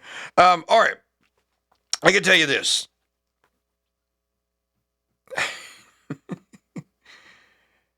You know, it's in there somewhere. Okay, it's not. I'll have to put it back in there. In any event, well, what? Now I completely lost my train of thought. I'm not supposed to do that here because I was going looking for Trumpzilla is what I was looking for. Play the next one here, number 6. I want to see some people perp walked here. So I said at the end of the last segment, Trumpzilla's roaring out there, that I want to see what Hateful Hockle, Satan's Apostle, looks like on her mugshot. I want to see Maltizia James, that smarmy, snickety, arrogant fool. I want to see her, it's Fat Alvin. I actually don't think he'll go after Fat Alvin. But I think Maltizia, because he kept saying, Alvin Bragg didn't want to take the case. He didn't want to take the case. They made him take the case. And he took the case. Well, here is A.G. Bond. Oh, is this what she is saying? There's no way I'm letting federal agents or Elon Musk shadowy Doge operator get unfettered access to the personal data of any New Yorker in the DMV system. As if they don't already have it. Oh, my heavens. Are people really that freaking... Are people really that stupid? Genius tech guys. If you don't think they can hack your system... Are people really that fucking stupid? See, my button works. I know where that one is. No, they're not that fucking stupid. Nobody is that fucking stupid. Who is this? Oh, this is the mom whose daughter was killed by a migrant in New York. They did say that he was processed. So if they processed him, they knew that he was a gang member. Play Bondi. Here's A.G. Bondi here. By the way, there is a law. There is something that is in that it could be in controversy here. If there is a federal statute, if it's constitutional, and I'll tell you whether or not it is, then a state just can't nullify it. This is not what did Wisconsin do, the Fugitive Slave Act days. But it is the Fugitive Slave Act days. All right, play the tape, please. President Trump has directed this to stop. And if you don't comply with federal law, we will hold you accountable. We did it to Illinois. Strike 1. Strike 2 is New York. And if you are a state not complying with federal law, you're next. Get ready. And then do the next one, digital media file number 7. Now, some of you may be wondering what the Fugitive Slave Act, or why did I mention it? It was a nullification, basically. The state of Wisconsin and another northern state or two said that they were not going to uphold an act of Congress that said that if a state arrested or detained or whatever, or knew that it had in its midst a escaped slave that signs the papers, that a slave owner, this is not an apology for slavery, that a slave owner had the papers for and said, well, no, that's my chattel, that's my property. Congress passed an act. It was illegal. This was the Underground Railroad. This is how they were working it, right? So Congress, when there were still southern states that had power in Congress, they passed an act called the Fugitive Slave Act.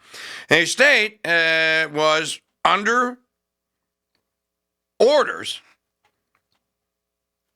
It was illegal to resist. You caught a slave, a fugitive slave, you had to return it, or the person, to the state that he escaped from, or she escaped from. That was the law. Now, of course, we know what happened, the Underground Railroad, and we know that many states, including Wisconsin and other states, just ignored it. They just completely ignored it. Ultimately, this would result in some of the southern states agitating, going like, well, even if we have the power to pass laws and other states in the union aren't going to abide by them, why do we need to stay in the union? So if you're going to do this, New York, and I think that President Trump ought to be very clear. He ought to tell New York, if you persist, then I'm going to ask you to leave the union. Now, they're not going to do it. All he has to do is just threaten them. I'm going to ask you to leave the union. He has lawyers that are telling him this. You ratify the Constitution, you can unratify it. Unratify it and go on your own. But I'm going to cut you off completely. You get nothing. And then after that, we don't care if you import half of Mexico into your stinking state. But you know what? I'm going to put people on your borders. And I'm going to be checking passports. And none of you are getting into our country using your new passport with any of your illegals. Again, do you want to fix this permanently, or do you want to let these creeps, these America-hating, demonically possessed creeps, just continue to get away with ruining the lives, maiming, raping, robbing, murdering, and killing innocent American citizens like that woman who lost her daughter to an illegal gang member who Biden admitted here, and then Mayorkas refused to deport. And they said he was vetted. Yeah, BS. Number 7. A second off-topic question in this regard. The judiciary today, Elon Musk, who has enormous influence in the Trump administration, posted on X, quote, there needs to be an immediate wave of judicial impeachments, not just one. As the Attorney General of the United States, how do you respond to that? Should the process work out in the courts before we talk about judicial impeachments? I mean, these are just TROs now at this time. Shouldn't these just play out? Yeah, I haven't seen Elon Musk tweet. He is a friend of mine. He is a great man. I think he's very frustrated with what's happening in our federal government. You know, at USAID alone, they're giving out billions of dollars that should not be distributed. We're going to back him up. You know, we work our whole lives in this country, and we all pay taxes in this country. And for people to find out that $2 million is going to Guatemala for sex changes is outrageous. And we're going to back up Elon Musk every way we can. That includes lawsuits against these people who are doing that, and we will be successful. Do you have concerns about judicial impeachments? That's not going to happen now. We're going to look at everything. We're going to follow the law right now. We're going to follow the process. These are federal judges with lifetime appointments, but they will be struck down ultimately by the Supreme Court of the United States if the appellate courts don't follow the law as well. The problem with that is it takes forever to get into an appellate court, and you're going to have appellate courts basically Heisman Trophy stiff-arming and saying that we'll see if we can work you in 2027. Which, all that's going to do is then, you know what she's going to do? She gets turned down by an appellate court. She's going to take that writ, and she's going to go right to Clarence Thomas or Alito or whoever, and she's going to say, they won't hear my appeal. Now, what's going to happen is you're going to have 60 and then 70 and then 80 and then 90 and then 100 of these things. All these temporary restraining orders. Wait until RFK Jr. gets into HHS. Brother, you haven't seen anything yet. Doge is recess. Literally, it's playground recess. They're going to take all of them. They're going to say, you have to rein this judiciary in, and you need to make it clear that the President of the United States has the executive authority that's granted him in the Constitution, and they can't just keep TROing us to death. Because that's the plan here. Now, again, why is no one in the media, and why is no one in the Democrat Party? They seem to have no interest whatsoever. This should be the end. No interest whatsoever in trillions of dollars. It's not billions, it's trillions and trillions of dollars that is being either taxed away from us or put onto the backs of our children to pay back trillions of dollars to children that haven't even been born yet, and they had no interest in it whatsoever. All they want to do is defend the grift. They get up there in every single one of these hearings. Well, I'm all down. I say I'm all down. I say I'm all down with the Doge. And I say we're going to get to the bottom of the waste fraud, and I say abuse, son. But before that, Elon Musk is a criminal. And he's looking at all our records. Our records. I know you didn't want to put it on the Shiite, but do you have Maxine Waters saying that we got to, I could just... And we're going to find out what it is that Elon Musk, because we don't even know what I'll just do it. I'll do her voice better than her anyway. We don't even know what Elon Musk, what they have on all of us. We don't even know what they have on us. She actually said that in a hearing yesterday. We don't know what Elon has on us. Dude, that's how criminals talk. That's how they talk in gangster movies. Well, we don't even know what the feds got on us, Don. What are we going to do? Yeah, forget about it. She doesn't know what Elon has on her. And this business about you're not getting in to look at the records of the good people of New York and the DMV. No one is looking at the records at the DMV. They're looking at what the DMV is spending with grant money it's getting from the federal government. That's what they want to know. They also want to know, how is it that the DMV in New York is approved and granted driver's licenses to people who aren't citizens in New York and aren't American citizens? Are you supposed to do that? I don't think so. Play digital. Here is...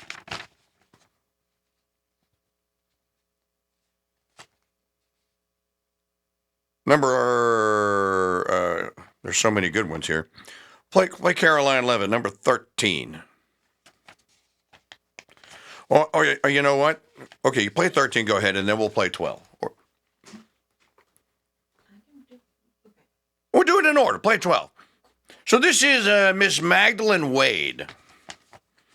Doge Committee, subcommittee hearing. I became a U.S. citizen in 2018. She's looking at this creep. Probably possibly the dumbest man in the history that's ever been elected to Congress is Jamie Raskin creep, who's another one that ought to be deported. She's looking at Raskin and going like, there's something wrong with you, sir. There's something really wrong with you, and I don't like you. And I'm going to tell you to your face I don't like you. We really need to hire a fourth branch of government called Elon Musk to go out and do it for us? My name is Magat Wade. I'm a Senegalese-American entrepreneur. I've been living in the U.S. since 1998, and I became a U.S. citizen in 2018. I'm also an author of The Heart of a Cheetah, a book that talks about African entrepreneurship and prosperity. Mr. Raskin, your words earlier really, really worried me, and I will tell you why. When you say we are here, and we should be here to talk about Mr. Elon Musk and all the unconstitutional things that he's doing, and you said we shouldn't be here to talk about regulation or anything like that, first of all, I want to say, then why did you have me here?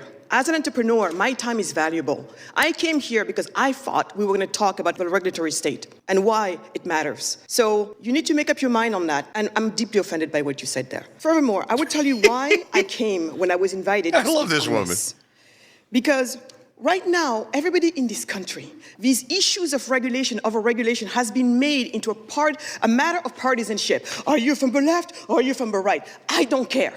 Because where I come from, the overregulation causes us to be where we are. My continent, Africa, is the poorest region in the world today because it happens to be the most overregulated region in the world. So if you don't see the value of overregulation, if you need and want to wait until this country becomes like most African countries, I don't know. I love this country and I don't want to see it go down there. And also, just so you know, what does overregulation mean for regular people? It means death, literally.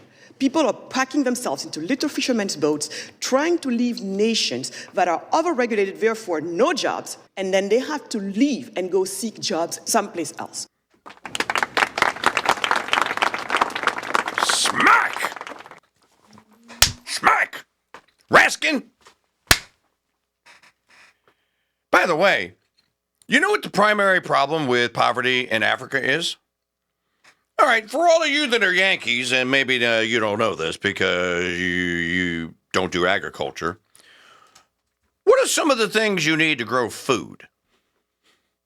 Better chart play. Why are we doing Free Farm Friday on Thursday? Well, it's a simple question. What do you need to grow food? You need soil. You need seeds. You need water. And you need sun. Pretty much all you need. Well, wait. I left one out, didn't I? What did I leave out? What do you need? Private property. You need property. You know what the people of Africa, and especially in countries like Nigeria, you know what they don't have? Property. You know why? Because it's illegal for them to own it. In the Congo, you know what they don't have? Property. Name your country in Africa, and they don't have, for the most part, private property rights. They don't have water rights either. Now, why is that? Because first world countries like this one have formed these wretched NGOs and have gone into those countries and have bribed the brutal dictators, saying, keep the property away from them so they can't grow food and they can't raise livestock. In exchange for that, we will employ them for 13 cents an hour to work on our diamond mines, and we'll give you a cut. Don't worry, though. We'll send Bono over here to do a concert, and we'll bring a couple bags of rice. And a hamburger or two. I am literally describing the grift. That is literally what happens.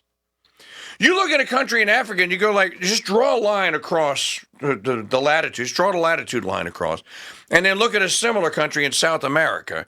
And if it has any form of a decent government, just look and see what can they grow. There's almost nothing you can't grow in Africa. When you get out of below the equator, okay, when you get below the Sahara Desert, and you get into the subtropics, which is most of Africa, there's almost you can't stop things from growing in Africa. So why are they so poor? Why don't they have the simple things like wheat and rice and simple grains? Well, the fact of the matter is that they do, or they did, but the deals were made by England and by the United States and by other major EU countries. The deals were made to make sure the people of Africa have to be made and must remain poor and propertyless. They cannot be allowed. The crime in Africa is they're not allowed to own property. And look at where they are allowed to kind of own property. Look at the abuse that's going on in South Africa. There is an actual genocide that is happening of white people at the hands of black people in the government of South Africa, where they actually are allowed to own property. But now the law has decided that white people need to die so that black people can go in and take that property. It is an absolute disaster in Africa, and it's all been made, most of it has been made by first world governments like ours and groups like USAID.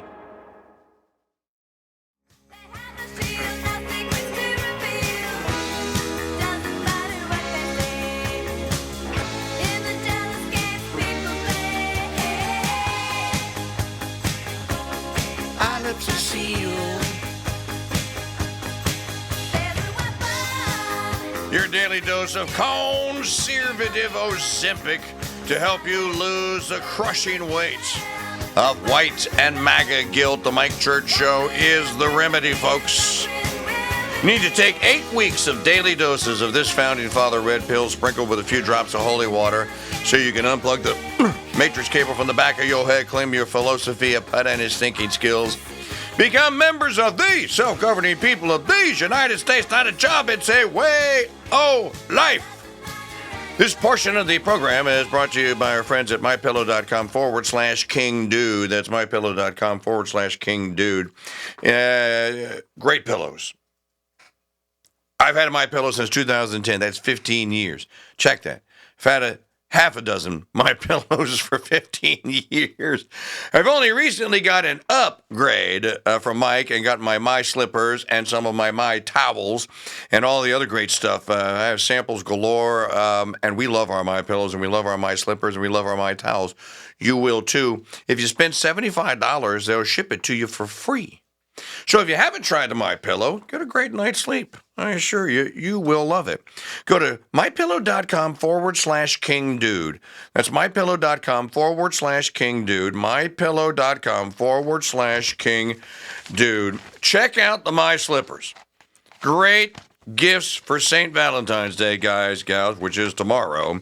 mypillow.com/KingDude, so we get the credit. Oh, you didn't know that? Well, the pressure is supposed to be on me. It's not supposed to be on the guys. It's not supposed to be on you, Maggie. It's not supposed to be on the ladies. You're supposed to just be the recipients. All right. We have stuff to do on this show. I want all of you to hear this. This is a great one. Caroline Leavitt, White House briefing room, number 15. This is not Blackety Ann, Corinna Jean-Pierre. This young lady doesn't have to get up there and lie. How refreshing. She also does, that's not the way this works. No, you know what's happening here? The broadcast media is being made irrelevant. It's being made irrelevant. What they think about things, what they want people to think about things, the Trump people are just for every man and every woman, it seems, including the spokesman, but the various secretaries, Stephen Miller, any of them, and they're all competent. The thing about it is, there's a difference between faking competency through DEI and just putting someone there going like,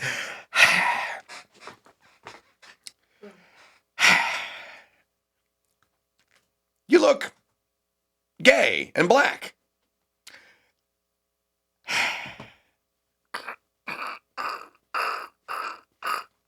Now talk. What are my talking points that you wish for me to lie about and repeat today? Literally, folks. Competence is earned. It's an amazing thing, isn't it? This word competence.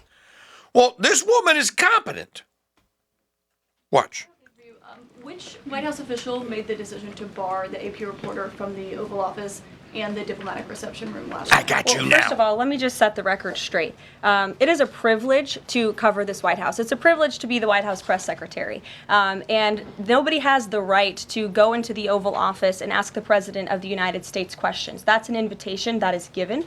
And there are hundreds of outlets on this campus. Many of you in this room who don't have the privilege of being part of that pool every single day and getting to ask the President questions. We reserve the right to decide who gets to go into the Oval Office, and you all have credentials to be here, including the Associated Press, who is in this briefing room today. But isn't it retaliatory in nature is the argument, because the reason that the AP was barred, which they said was because they're not using the phrase Gulf of America, they're using Gulf of Mexico. It is the Gulf of America. And so the question here is this setting a precedent that this White House will retaliate against reporters who don't use the language that you guys believe reporters should use? And how does that align with the First Amendment commitment that you were just talking about? I was very upfront in my briefing on day one that if we feel that there are lies being pushed by outlets in this room, we are going to hold those lies accountable. And it is a fact that the body of water off the coast of Louisiana is called the Gulf of America. And I'm not sure why news outlets don't want to call it that, but that is what it is. The Secretary of Interior has made that the official designation in the geographical identification name server, and Apple has recognized that, Google has recognized that, pretty much every other outlet in this room has recognized that body of water as the Gulf of America, and it's very important to this administration that we get that right, not just for people here at home, but also for the rest of the world.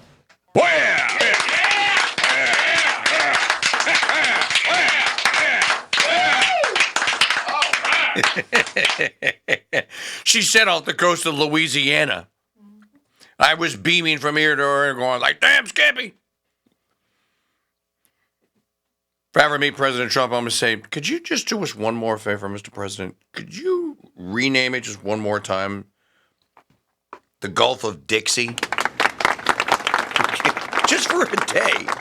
Just make it a Gulf of Dixie for a day. Well, Google has followed and Apple has followed. It's the Gulf of America, actually. That was snickety and snickety, smarmy. What's her name? Caitlin Collins from CNN. Well, it ever occurred to you, you're barring people. What Caroline Leavitt is saying is correct and true. It's a privilege. No one has to be allowed into the Oval Office to ask President Trump questions. It's his mansion, the White House residence, what they used the president's residence is what John Adams called it. That office, the Oval Office, it's the people's of, no, it's the president's office. And that desk, why he's president, that's his desk and that's his chair, and he's already customized it. You can see pictures of his mom, Mrs. Trump, right behind him. That's his mom on the desk. On the other side is Fred, his dad. It looked like he replaced the statue of St. Michael, or he moved it to the other side of the room in favor of, I can't tell who that general is on horseback. It's either Lee or Jackson. Stonewall. I don't think it's a union, but I can't really tell. In any event, it's his office. And if he doesn't want the AP reporter to come in there, he doesn't have to invite the AP reporter in. Now, let's do this. Let's take a hop into the KingDude's Wayback Machine. It's called the Bronco Buster. Oh, it's a Bronco Buster. It's hard to see. It looked like a war of northern aggression. Okay, so it's just a dude on horseback. Then it looks like a soldier. Yep. All right, play digital media finder. Okay, y'all have to hear this one. Number 17. So what happens when Democrats are sworn in and they form their Doge committee? No hysteria, no threats of lawsuits, no children dying in the streets from AIDS, nothing of the sort. Just yay, yay, Bill, yay, Barack. Watch. This report tells us how to cut waste, cut red tape, streamline the bureaucracy, change procurement rules, change the personnel rules, and create a government that works better and costs less. I've read it, and where it says the president should, the president will. Among the 800 recommendations, eliminating 12% of the federal workforce, merging some government agencies like the FBI, the DEA, and the Bureau of Alcohol, Tobacco, and Firearms, closing hundreds of government offices outside Washington. From the day I took office, one of the commitments that I made to the American people was that we would do a better job here in Washington in rooting out wasteful spending. We thought that it was entirely appropriate for our governments and our agencies to try to root out waste, large and small, in a systematic way. It means cutting some programs that I think are worthy, but we may not be able to afford right now. A lot of the action Children is are gonna die! legislative, but in the meantime, we don't need to wait for patients in Myanmar are dying! do something about wasteful spending that's out there. We haven't seen as much action out of Congress as we'd like, and that's why we launched on our own initiative the campaign to cut waste. And we're going to keep on finding every possible way that we can do that, even if Congress is not acting. There you go. How about a Fresca? That sounds really menacing to me, man. We're not going to do where Congress has been slow to act, so we're just going to do it ourselves. Biden is standing right there, by the way. Can't see him, but he's right there. You see his hands, his nervous hands moving. How come when Bill Clinton does I saw the book, I saw the page in the book where it said the president must do this, and I went, I can do that, and an intern or two, too. I didn't say it. Well, you know, I'm stuck here in the White House with old Iron Pants Hillary. Isn't it amazing? No children died. Nobody started a coffin-making business when Obama proclaimed it. Of course, he didn't do any of it.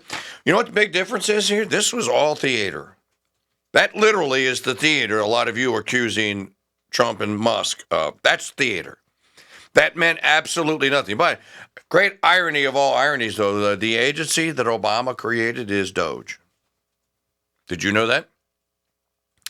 The agency that Obama was boasting and bragging about just now that he created to do this, he never sunset it. It was still around when he left office. They just left it there.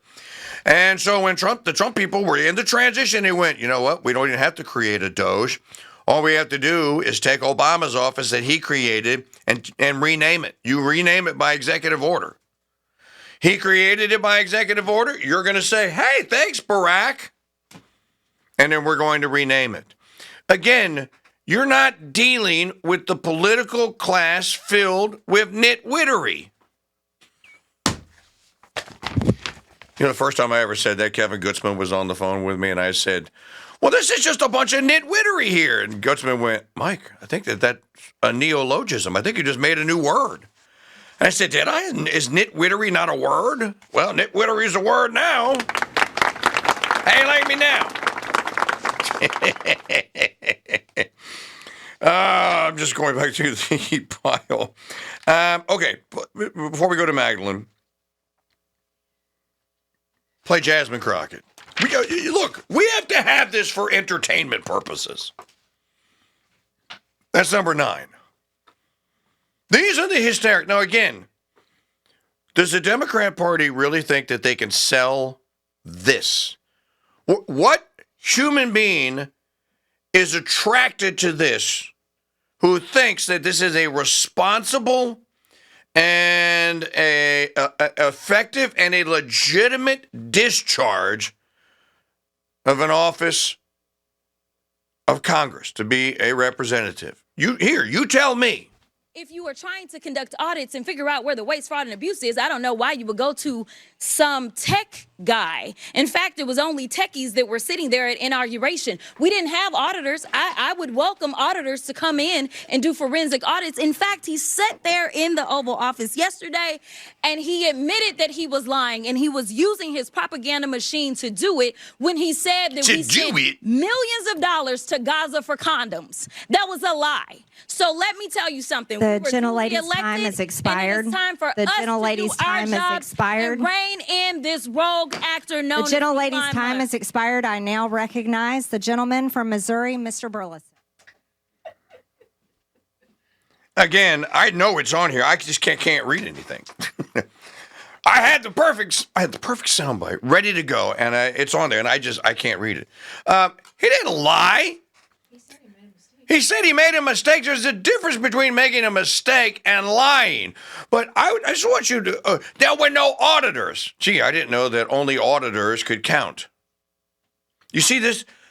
The professional, you see what this is? The expertocracy at work here. Only our experts are allowed to look at this stuff.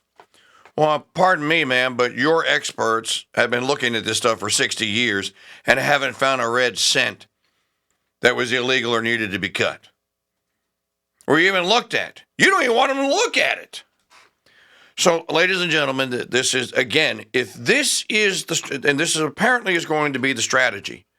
There is nothing wrong with a government that spends $7 trillion a year, ruins and wrecks lives across the planet, leads to human not flourishing, and all of this is done at the expense. Can you imagine the wealth I don't know why President Trump should make this case. He really should. Can you imagine the wealth, the people of the United States, us, that we would have without a federal debt and without a federal monstrosity government? What if this thing was put back into the box that it was in from 1791 to 1917? From 1791 to 1917, so that's 117 and 9, 128 years, basically. We'll round it up like they do. We'll call it 130. For 130 years, the government of the United States spent less than 3% of GDP. Less than 3%. What happened in 1917? The Fed. What happened in 1917? The income tax. What happened in 1917? The 17th Amendment. Before that, 3% of GDP. And that's it. Why can't the monster be put back into the box?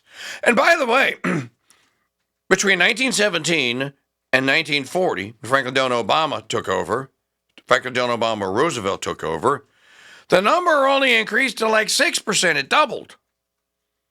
We fought World War II with a 6% expenditure, the entirety of the federal monstrosity, 6%. Now, there were deficits that were run up 1941, 42, 43, 44, 45, and 46. There were deficits that were run up to build the ships and then the field and army. But, you know, most of that army was sent back into the populace. They were discharged, which is the proper thing to do. Why is no one, other than Senator Rand Paul maybe and Congressman Ron Paul back in the day, saying, you don't need any of this? Trump keeps talking about restoring the wealth of the 1880s. Well, then put the beast back in its box, Mr. President. Start ending agencies. Just start ending them. See, but this is the dirty secret, is most of the American people are addicted to and drunk on this stuff, okay? They really think that they have to have this. They've been convinced. Well, you're already seeing that you're not getting it. So how are things going? The longer this goes on, the more people go like, well, I really don't miss it. I don't think we need it. Mike Church Show here on the Crusade Radio Network. Need all of you to do you a favor in the YouTube chat. We're trying to get to subscriber number 2,000 organically, and we're just about ready to do it. But again, started the day yesterday at 175, got to 181, and woke up this morning down to 180. 1,980. Who cancels a YouTube subscription in the middle of the night? Who does this? Democrat.